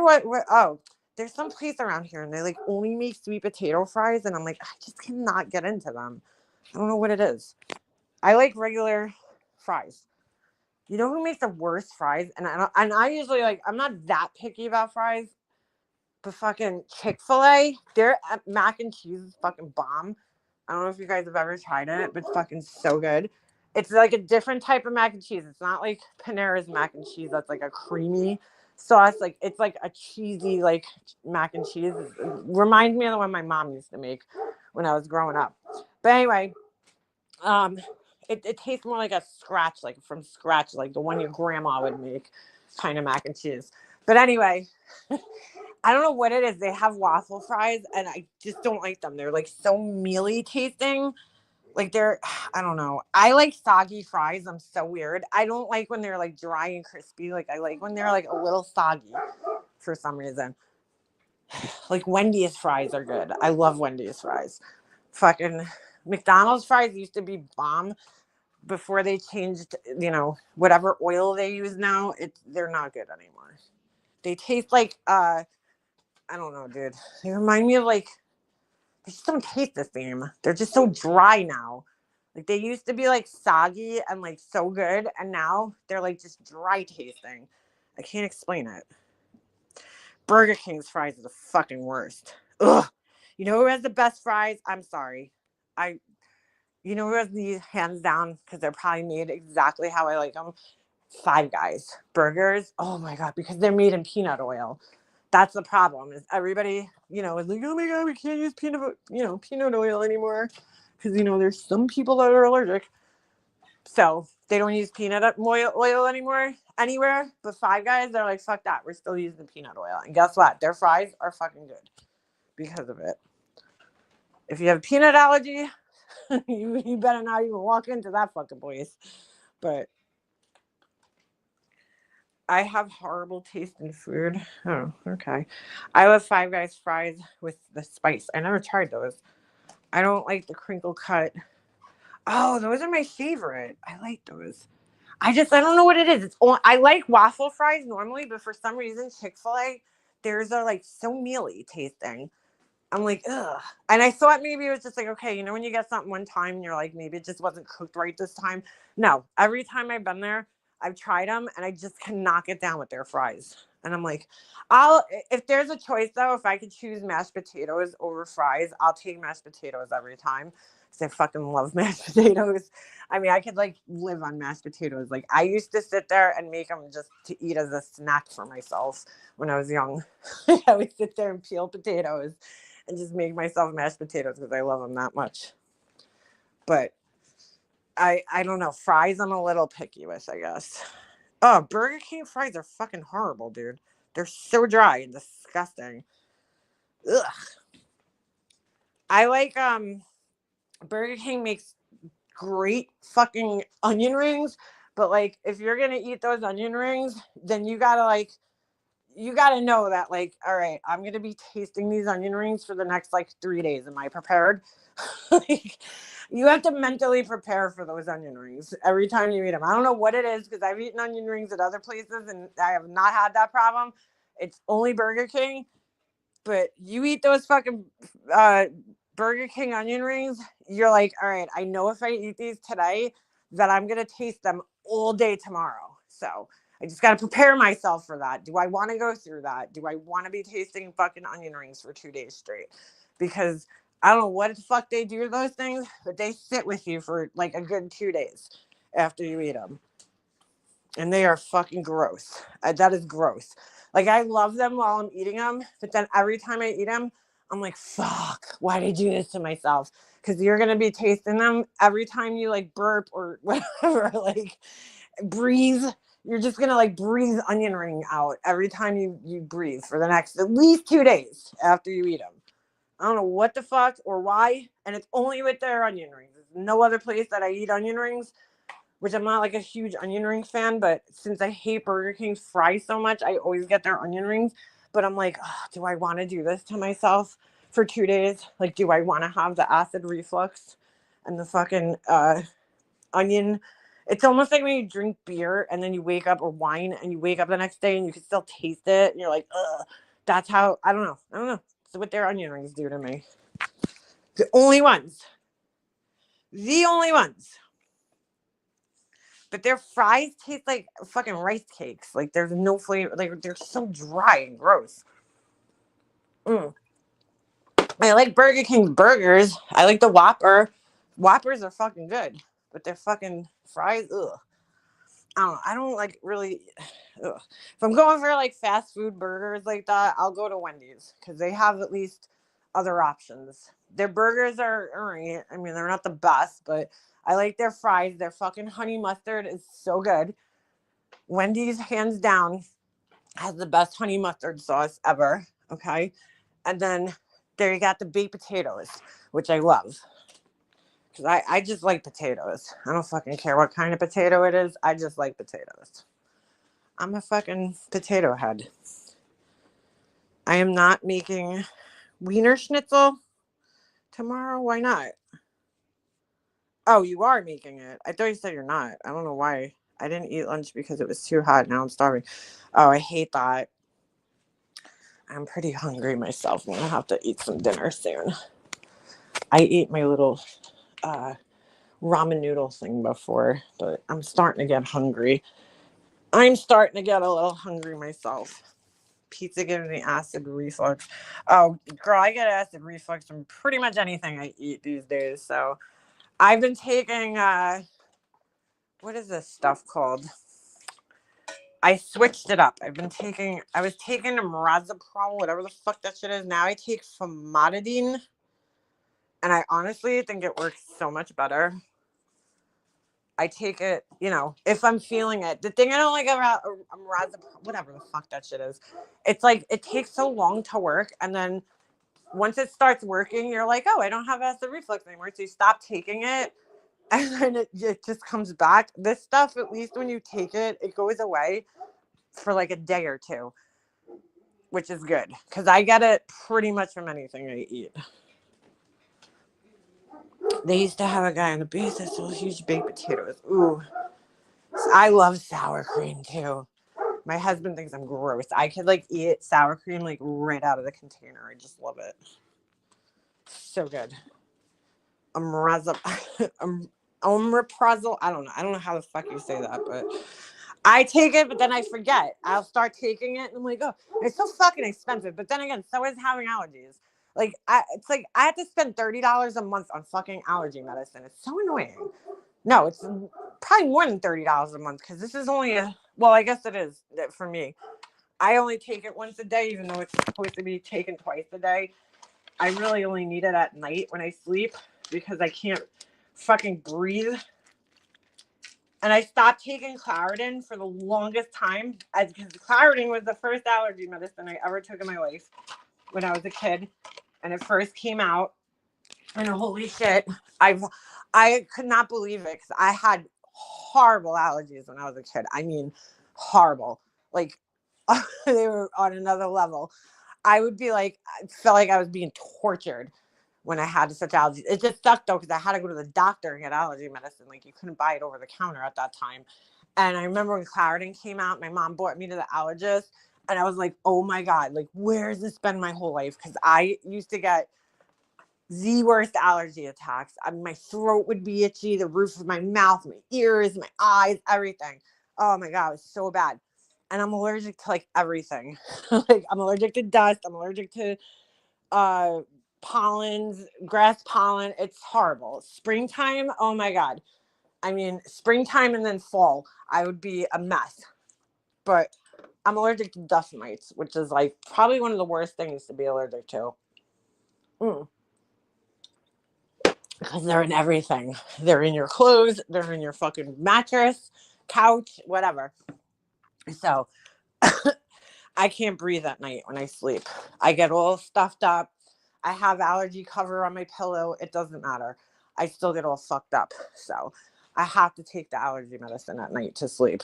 Otherwise, I'll be just congested, like just completely congested.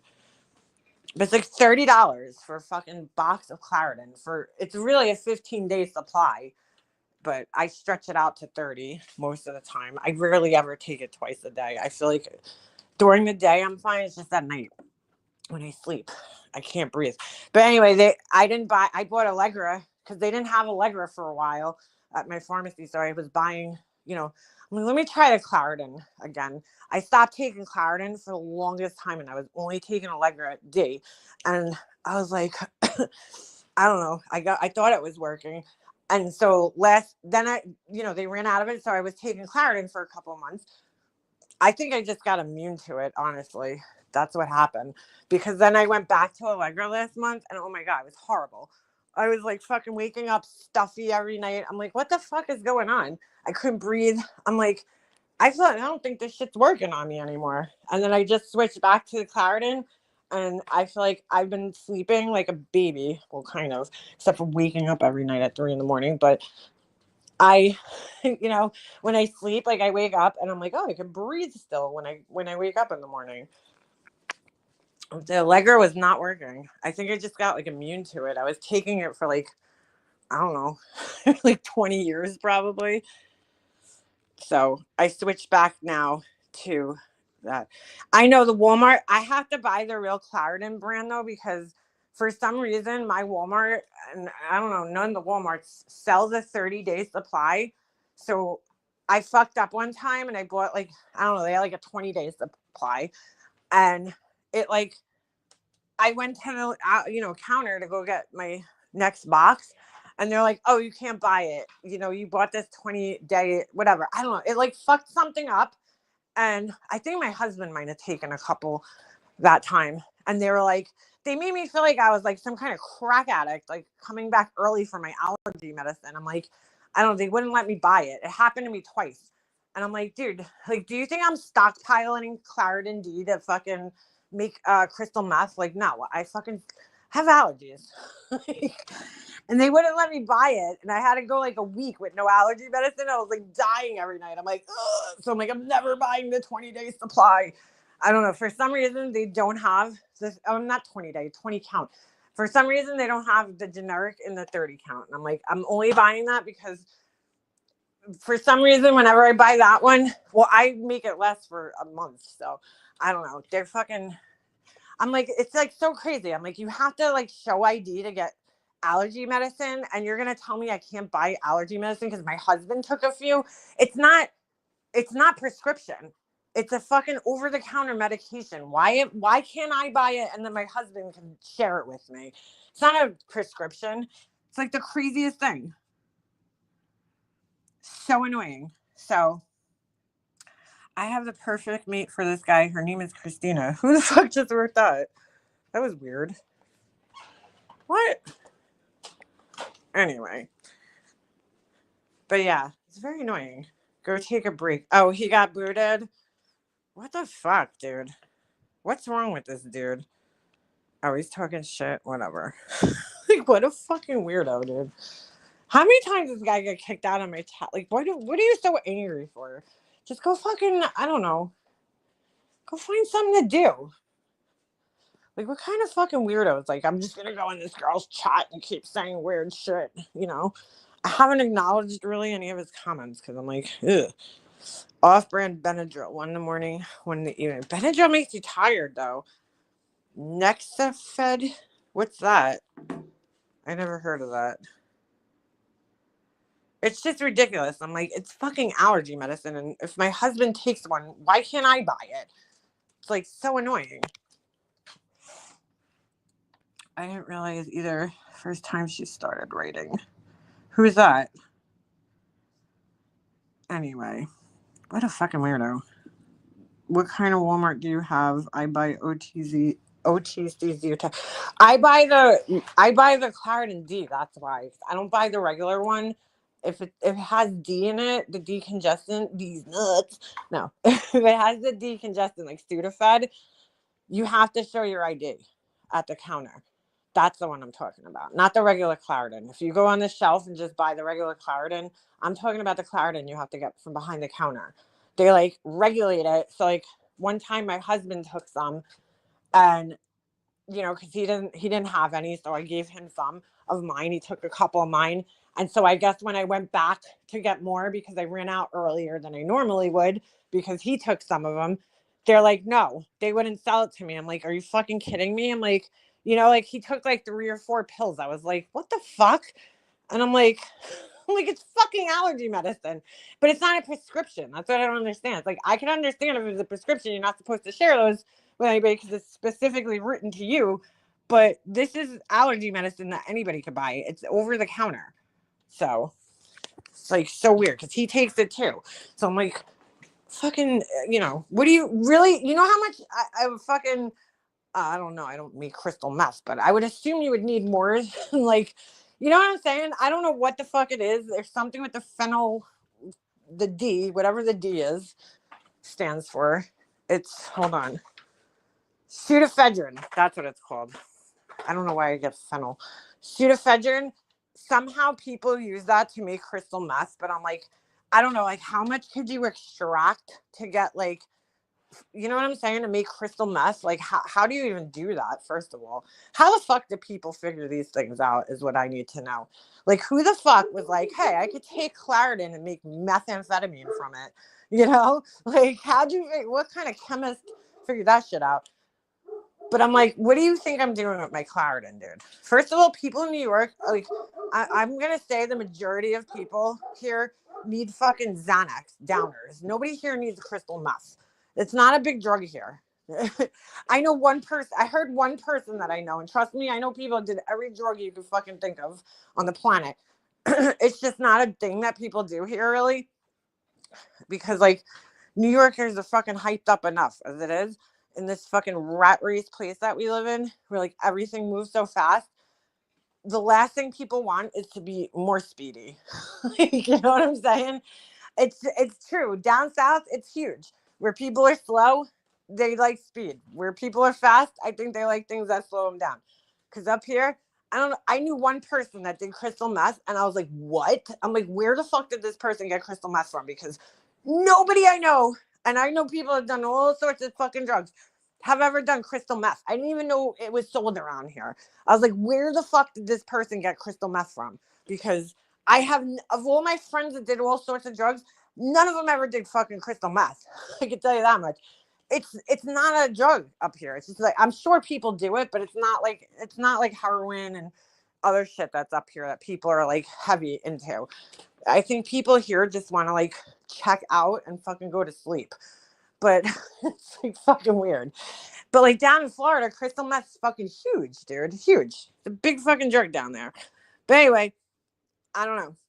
People up here, I don't think are making crystal meth. I maybe they are. I don't know, but I'm sure there's people doing it. It's just not like it is down south, where people are like really fucking doing it.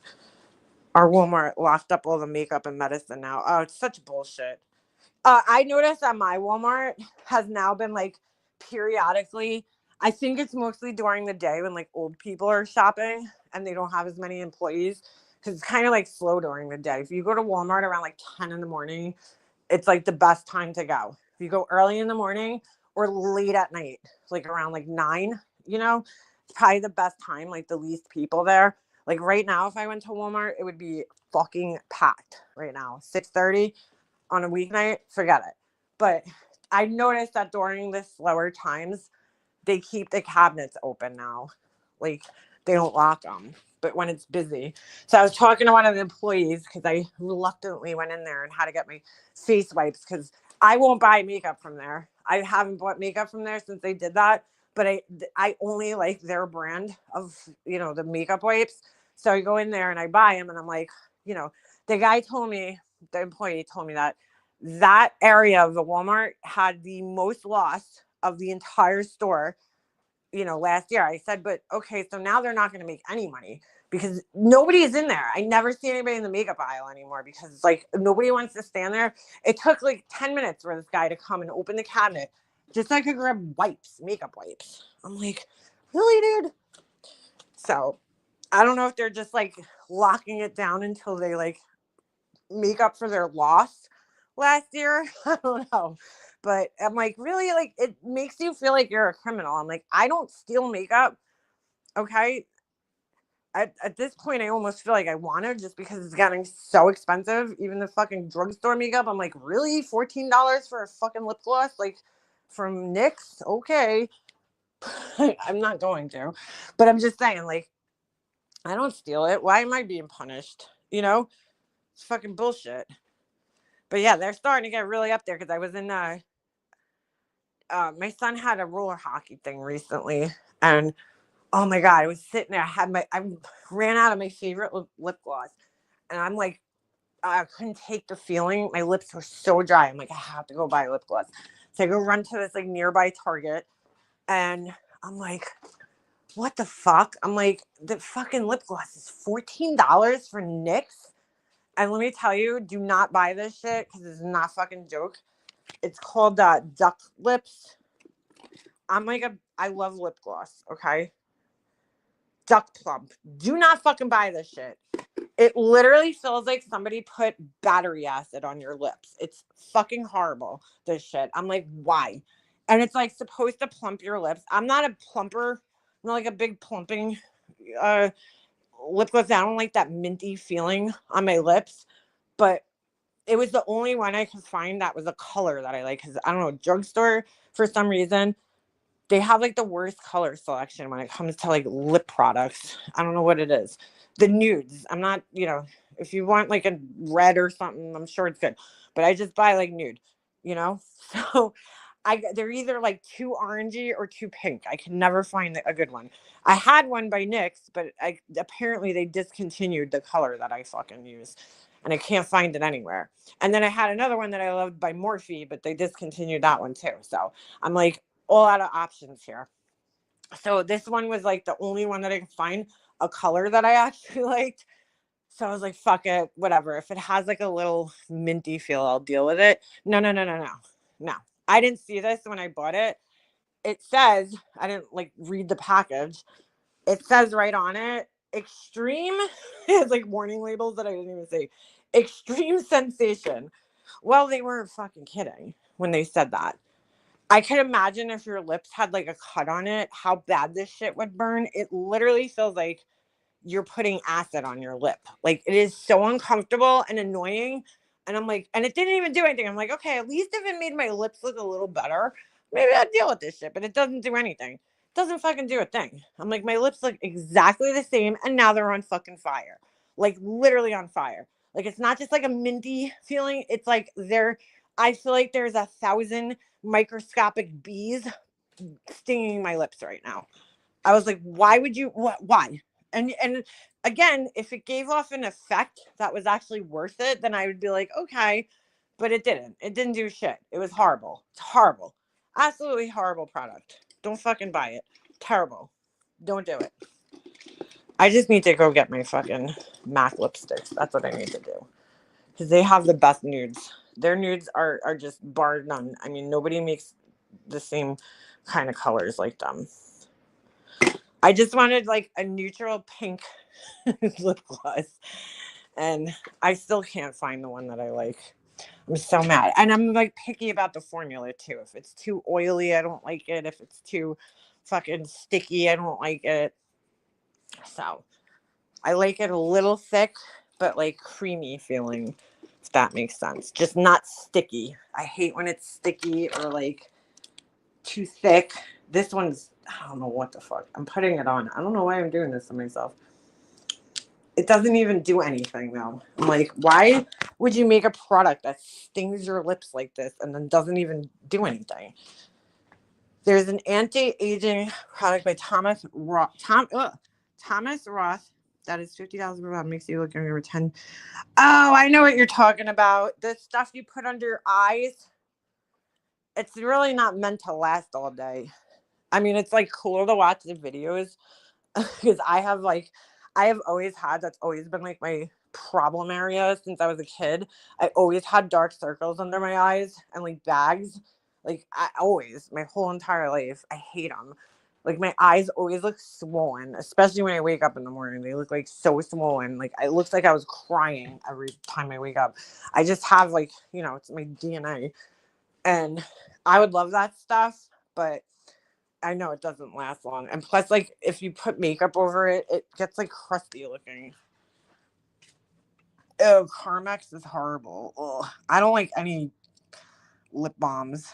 Except the only one that was good was fucking Maybelline Baby Lips. Do they still make that shit? Because that shit was so good. I don't like lip balm because it's too waxy feeling. Like, I like a little more slip feeling in it. Like, a more lipsticky, creamy. Like MAC, the best lipstick is the MAC Cream Sheen. That's it. If you've tried that, then that's like the consistency of like lip product that I like. Maybelline makes good lipsticks, but they fucking get weird. Every single one I've tried, they get like, I don't know, something happens. They like congeal on your lips after a while. But they probably have the best color selection, but their fucking lipsticks, most of them get weird. They feel nice when you first put them on, but then after like an hour, they get like, I don't know if they dry or thicken or something. Something happens and they just don't feel good anymore. What's it called? CoverGirl lipsticks are horrible. They're absolutely terrible. They're fucking like, I don't know, there's something oily feeling about them. I don't like their lipsticks. And then Revlon makes a really great formula lipstick. The problem is their colors are horrible. They have the worst color selection. Um, Especially with nudes. Like they have like nothing. And then what other brands are there in the drugstore really that make lipstick? I don't know. I like a lipstick texture. I just don't like it. But MAC lipstick is like bar down the best lipstick ever. Their cream sheen formula is the best. Even their other formulas are good, but I like the cream sheen. I'm not like a big matte lipstick fan because I just don't like the way it makes my lips feel. If it's a matte lipstick, like a velvety, like Max, then I guess I could deal with it. But I only really like Max lip products. And their lip glosses are really good too.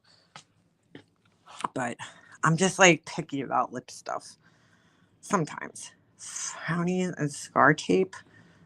What does that do?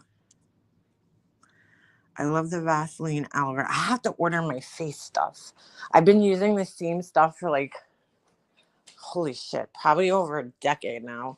It's called Alpha Hydrox. They used to sell it in the store, but now they only sell it on Amazon. And it's like a glycolic acid serum. And I love it because it's the only one I can find that like you can put under makeup and it doesn't get like gross or pill up or whatever. And it's just like, it's so nice. I've been using it since I was in my 20s. And I ran out of it recently and I keep forgetting I have to order it. I don't have like a big skin, fucking routine or anything. I used to wear MAC Paramount lipstick. Which one's that? I don't know which one that is. But I do love the MAC regular lipstick. Azelaic acid is the only thing that works for me. Which one do you use, Remy? Do you use like Finacea foam or what do you need azelaic acid for? Azelaic acid, whatever it's called. I use I want to try I think it's called Natorium, something like that. They have an azelaic acid suspension. I want to try that. Paramount is a pinky brown. Ooh, I have to try that one. Honestly, my favorite MAC lipsticks were discontinued, but they relaunched some of their old discontinued ones recently, their nudes. And so I need to get them. My favorite mascara these days is like the cheapest fucking Maybelline mascara you can buy. It's the Maybelline Lash. I think it's called. Hold on, I gotta go look. Did I tell you guys what happened to me the other day?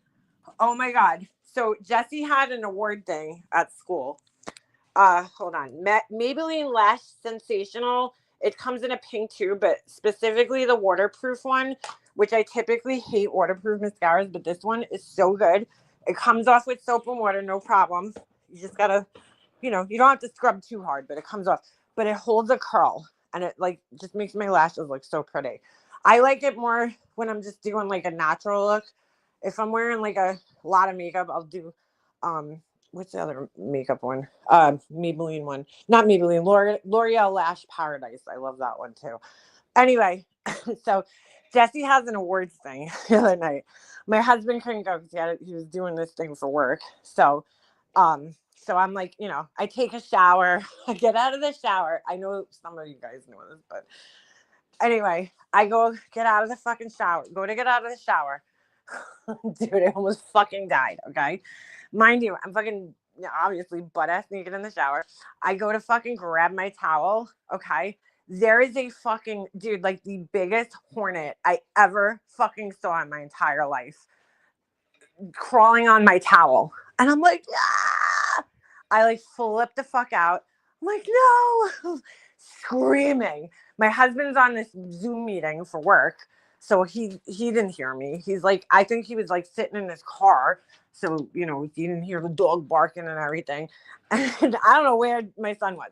I'm screaming because I'm like, I'm naked. I have nothing. I can't even put the towel over me. I'm like this fucking hornet and I'm trapped in my shower. And the thing could just fly in. And I'm like, what am I going to do? Like, I'm going to be stung to death by this fucking hornet. I was freaking out, like freaking the fuck out. Like you would nobody's business.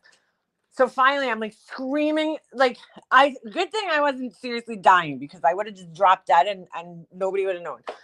Like I don't know where my son was. He didn't hear me. I mean, I was screaming so loud. Even the dog didn't bark, which is so weird because he barks over everything. And like, he didn't even bark. And I'm telling you, I was like, come on, like, Chris. I'm like screaming my head off. Finally, I'm like, these fucking assholes. Nobody hears me. You fucking assholes. I'm like, why does this stuff always have to happen when, like, you know, people are busy or whatever? So anyway, finally, I'm like, fuck it. I just have to get out of the shower. Like, I don't know where the fuck this thing went. So I was like freaking out. So I finally just grabbed the towel because I saw the thing fly away. So I grabbed the towel and I fucking just ran out of the bathroom soaking wet. And I just took the towel with me. And finally, I'm like, my son comes up. He's like, what's going on? I'm like, you didn't hear me screaming? So I'm like, there's a fucking hornet in there. So he's like looking around. He's like, where? I don't see it. I'm like, I don't know where the fuck it is. No idea, dude. So I'm like, close the door. Now my husband's on this call, so he can't get off. So I'm like, we had to leave. So I'm like running late now because we're looking for this fucking hornet with the spray. We had like the spray. So I'm like, I can't find this thing, but whatever. I just have to get ready. So I get dressed and I had to go in the bathroom, take everything out of the bathroom so I could get dressed in another room because now I'm like, I'm not going to sit in there with this fucking hornet. And I had the door closed. I get home that night, my fucking door's open. I'm like, you let the hornet out. I'm like, I was trying to trap it in there. So my husband's like, oh, I didn't know. He always does this to me. Always. I'm like, dude, like, I hate bugs. Like, that's the one thing. I'm like, I don't have a pain in the ass about anything. But when it comes to bugs, like, I'm terrified, petrified of bugs. Like, he knows this. But, like, he thinks it's, like, funny or something. Like, he just doesn't take it seriously. Like, he doesn't understand. I feel like I'm going to fucking die when I see a bug or they come near me. So I like, it's like an irrationally like ridiculous fear that I have, you know? So anyway, I'm like, you fucking asshole. So now like that next week, I'm like paranoid to go in my bathroom because in my head, this thing is still like somewhere in my bathroom, you know? So anyway, like 4 days go by. All right. And I'm like, I'm still thinking about this thing. Every time I'm in my bathroom, I'm like sitting on the toilet, like looking around, like where this fucking thing's gonna like crawl out from under the toilet paper roll and like kill me. Like I'm a little fucked up about this thing. Anyway, finally, okay. I'm in the bathroom one day and I just happen to get up and I look and fucking sure enough, there's the fucking hornet dead. It was like behind my toilet. I didn't see it. But I saw it that day because my toilet, if you've seen my bathroom, it's like so close to my tub. Like there's like a little space between my toilet and my tub. I don't know who designed this bathroom, but anyway, so I don't look in that area. There's no reason for me to. But that day, I just happened to like get up when I got off the toilet. I noticed this. I'm like, I knew it because I was like, they probably think I'm crazy and I'm imagining things at this fucking hornet. I mean, this thing was huge. I'm like, they probably think I was crazy that day, but I know it was in there. But I'm like, where did it go? Because me and my son went in the bathroom. I closed the door. I'm like, where the fuck did this thing go? Like, where the fuck did this thing go? My bathroom's small. There's nowhere to go. Jesse's like, it probably flew through the air conditioning vent. I'm like, great. So now it's going to be like somewhere in my house. But no, I think what happened was when I scared it and I took the towel, I think it flew onto like the door. And when I opened the door to get out, I think I killed it by accident. Like, I think I opened the door and it probably got caught, you know, in between the panes of glass or something. And it fucking died and it was laying there and I didn't even know for like 3 days. I was like, you motherfucker. That's why I hate this time of year. I'm like, yeah, the weather's nice and everything. Bugs. Bugs. Just like my husband goes out the other day. I'm like, where are you going? He's like, oh, I'm going to buy glue traps. I'm like, what do you need glue traps for? Because like, as soon as you say glue traps, that could lead to nothing good. And he's like, oh, I might store a couple of crickets in the basement. I'm like, I'm like, these fucking crickets. I hate these things. I'm like, I just hate this time of year. Like the whole winter, I have so much less anxiety because I don't have to worry about fucking bugs and spiders and all this other shit. Just like the other night, I go to sit down on my porch outside and there's like this giant fuzzy fucking weird thing with legs on my seat. I'm like, you motherfucker. Ugh. And then OV ate a beetle. Oh my God. I just can't. I can't do it. I hate it. I hate this time of year. I just hate bugs. Like, why do they even exist? Tell me a good reason for one bug. And now, or bees, fine. They fucking pollinate flowers. Great. But what else? What other bug serves any fucking purpose in this world? Ugh. I think I scared the hornet. I do. I think I killed it by accident, like opening the door. I was freaking out. I don't think you guys people probably thought I was getting murdered in my house the way I was screaming. Because I'm like, dude, I'm fucking naked. It's not like I have clothes on and like, like if this thing lands on me, I'm done. It's gonna like sting me. And I've been naked before and I have gotten stung by a bee. Because this happened to me one time when I was young. I was oh, I was with my boyfriend in my room one time when I was young, and things were about to happen. And I sat on my bed and I fucking flew up probably 10 feet in the air because, yes, I sat on a bee. There was a fucking bee on my bed for some reason, and I sat on it. So I'm like really scared to get stung by bees, okay, when I'm naked.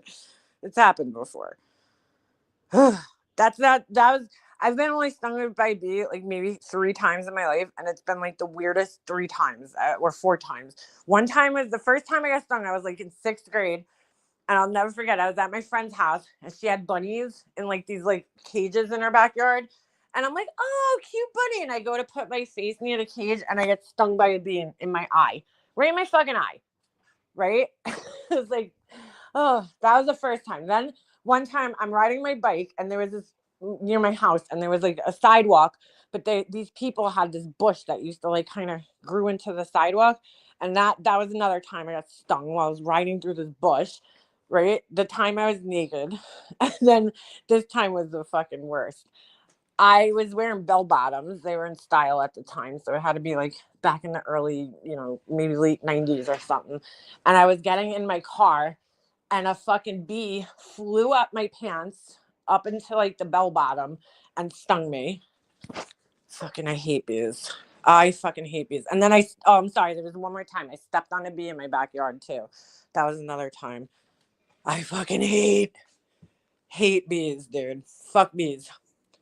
I have not heard of cricket. No, pugs. These aren't just like crickets. These are like crickets on steroids. They're crickets, spider crickets. They're horrible. I don't even want to think about them. I'd say they are food for frogs, but what's the point of frogs? So we're back at the same question. Yeah, right. Yeah, you're right. I just hate any type of bugs. Any type of bugs. Frog doesn't bother me. It's like as long as it doesn't come near me, like it's cool. We're cool. But like bugs are just horrible creatures. Like they just don't need to exist. I'm sorry, they just don't. Especially these fucking spider cricket things. Cause now I just like walk around the house all like feeling like I'm gonna see one and it's gonna give me a fucking heart attack because they don't jump away from you, they jump at you. And I can't. Anywho, Georgia trolled CPS as a guy and wanted to date her. No way. Shut up. Didn't somebody else do that back in the day? What the fuck was her name? Harry Dix, but what was her name? It was what was her real name? Not Harry Dix. It was Harry Dix, but her name was Susan. I feel like it was Susan for some reason. Anybody else remember this? Laura gets like all fucking hot and heavy. Like that Willow guy goes in her chat and she's like, "Hey Willow," and I'm like, bleh. Bleh. Gross. Any guy that comes in her chat, "Bad Willow," and I'm just like, you make me want to gag. You're so gross. You're so gross. Oh, the spider crickets are fucking terrible. Yeah, they just jump and like, yeah, you don't know where they're going. They're oh my god, they're so gross. And they're so ugly. They're like striped and they're just like, they look like they came from another planet, those things. like they do not belong on Earth, those things. Whatever the fuck. Ugh. We never had them here. They've only like, when we first moved here, we didn't have those things. I don't even go in my basement anymore because those things exist. Me and my husband were talking about the Long Island serial killer, which by the way, they have, if you have Peacock, they did like a 3-episode thing on the Long Island serial killer, but his wife was on it. That was, she signed up for this documentary. So the wife, the daughter, and the son are like interviewed in this documentary. Okay. And oh my God, the wife is in such fucking denial. I know there's people out there that are like, oh, she knew. I don't think she knew. I legitimately think this guy was living two different lives. This is what me and my husband were arguing about, not arguing, but like talking about the other day. He's like, you know, he's like, how did she not know? I'm like, Chris, I don't go in our basement. I'm like, when was the last time I went in the basement? He's like, true. I'm like, okay. So I'm like, I'm terrified of those crickets. I'm like, you could have 10 bodies down there right now, and I wouldn't fucking know. But I'm like, I don't know. I don't go through my husband's shit. Like, I'm like, I can totally see not knowing, dude. Like, if you're away on vacation every time your husband is a murderer and commits murder, then, you know, I can't account for every fucking second of my husband's day and what he's doing. You know, I mean, he says he's at work. I believe he's at work. Could he be doing something else? Sure. You know, I'm not going to follow him around. I trust him, but I'm just saying, like, just like my basement, I don't go in my basement. I would have no idea. There could be fucking dead hookers down there now, and I wouldn't know it. You know, I would have no fucking idea because I don't go down there for any reason. So, I mean, I've been down there, but I won't go down there by myself. You know, if I go down there, it's like I run, grab something, and run back up. It doesn't happen. Most of the time, I'll just like be like, ask my husband if he can get something, if I need something from down there, or my son. Like, I'm terrified to go down there. So, because of these stupid crickets. So, like, you know what I'm saying? So I could see that she didn't know. He had a room in the house, which they show you, is this room that had a steel door on it, but it was so small. I mean, so small. I can't even see that the murders happened in there. But I'm like, it's very believable to me, okay? Because this isn't the first murderer who did this and their wife didn't know. BTK, okay? It's happened before, folks. I don't know why people are like so quick to blame the wife. This guy picked her, and one of the ladies that was doing commentary said it the best. Like, she tells her whole story about how she met Rex Heuermann. Spoiler alert, if you don't want to hear this, then, you know, I don't know, swipe up. Well, that's not going to do anything. You get out of the video. But anyway, she was in an abusive relationship, it seemed like, with another guy. She had the son, okay? And she knew Rex since they were in high school, which I didn't know that, but they knew each other since they were in high school. They didn't go to the same high school, but they somehow knew each other, you know? So Long Island's a weird place like that. I think, you know, a lot of people are like that. You'll meet somebody from like another, you know, town over or whatever. But anyway, the towns are very compact and close, you know? So anyway, you know, they were friends, but she called him, you know, he's this 6 foot fucking whatever ogre, you know? And when the husband was giving her problems, she finally left. She called him and he was like, well, why don't you move in with me? You know? And she, like, escaping an abusive situation. I know somebody else that did something similar, you know, got out of a relationship and just basically got, during that time when you're vulnerable, getting out of one relationship, it's a perfect time for somebody to swoop in, okay, like a narcissist, to swoop in and fucking, you know, get you when you're at your most vulnerable, you know? Kind of happened to my brother. You know, like, he broke up with somebody he was with for 6 years, and then his wife swooped in. Like, that's what these people do. They can read other people when they're weak, okay? So he swooped in, he saved the day, okay? And he's the patriarch of the house, so you could tell. I still think they're not saying something, you know, they don't want to vilify him. There's a fear there where they don't want to, you know, they don't know if he's going to get convicted of this crime and be in jail forever. So they're, in their minds, there's probably a chance he's going to come home again. And then they're going to have to deal with that. So I think that they were very careful in these interviews to not say anything, A, to incriminate him, but also, you know, to make him look bad. And the mom is in complete fucking denial. The wife, I should say, not the mom. The daughter, however, they didn't really interview the son. He's like special needs, you know, I think he's got some issues. So he talked for a little bit, but not, they didn't interview him about, you know, the crime. The daughter, however, they interviewed, she's in her 20s, and she seems, throughout the whole thing, she seemed like she was kind of like, you could tell, wrestling in her brain, like, is it possible my dad did this? But then, like, the more the evidence they presented to her, because they filmed this over a year, you know, time. It started when he first got arrested, and they filmed all the way until January, I think, of this year. So it's been, like a little over a year that they were filming. And you could tell by the end, the last interview that they did, she's like starting to accept that her dad's the serial killer. Like she's, just so much more evidence has been coming out. It's like everything's lining up with they were away at the time that all these murders happened and what's the chances and then the HK planning document, he had a whole document detailing all the shit like that obviously came from his computer, and I think the daughter is starting to put it together, but the wife, she is just not accepting it at all. Like she is in complete fucking denial, which in all fairness, she's like, I want to see the evidence in court before I make a decision, which I guess we all kind of owe to our spouses, right? We would if we were in that situation, to be fair, I'd want to see the evidence, but I mean, she's got to start looking like, dude, the cards are stacking against him, I mean, he literally had one of the girls' names written in this document, Amber, and it's like, it's all lining up, dude. You're away every time one of you guys went away on vacation. Now, why wasn't he going with you on vacation? But second of all, some of the vacations he actually met them on, like he redid the bathroom, surprised them with a new bathroom during one vacation, that's weird. Why are you redoing the bathroom? Could it be because you were like hacking girls up in there? Like, but like, yeah, very, very interesting. But the wife is in complete denial, and it's kind of sad. I think she knew anything? No, because I do think that these psychopaths, fucking, sadistic fucks like this are very capable of living completely different lives. I mean, think about it.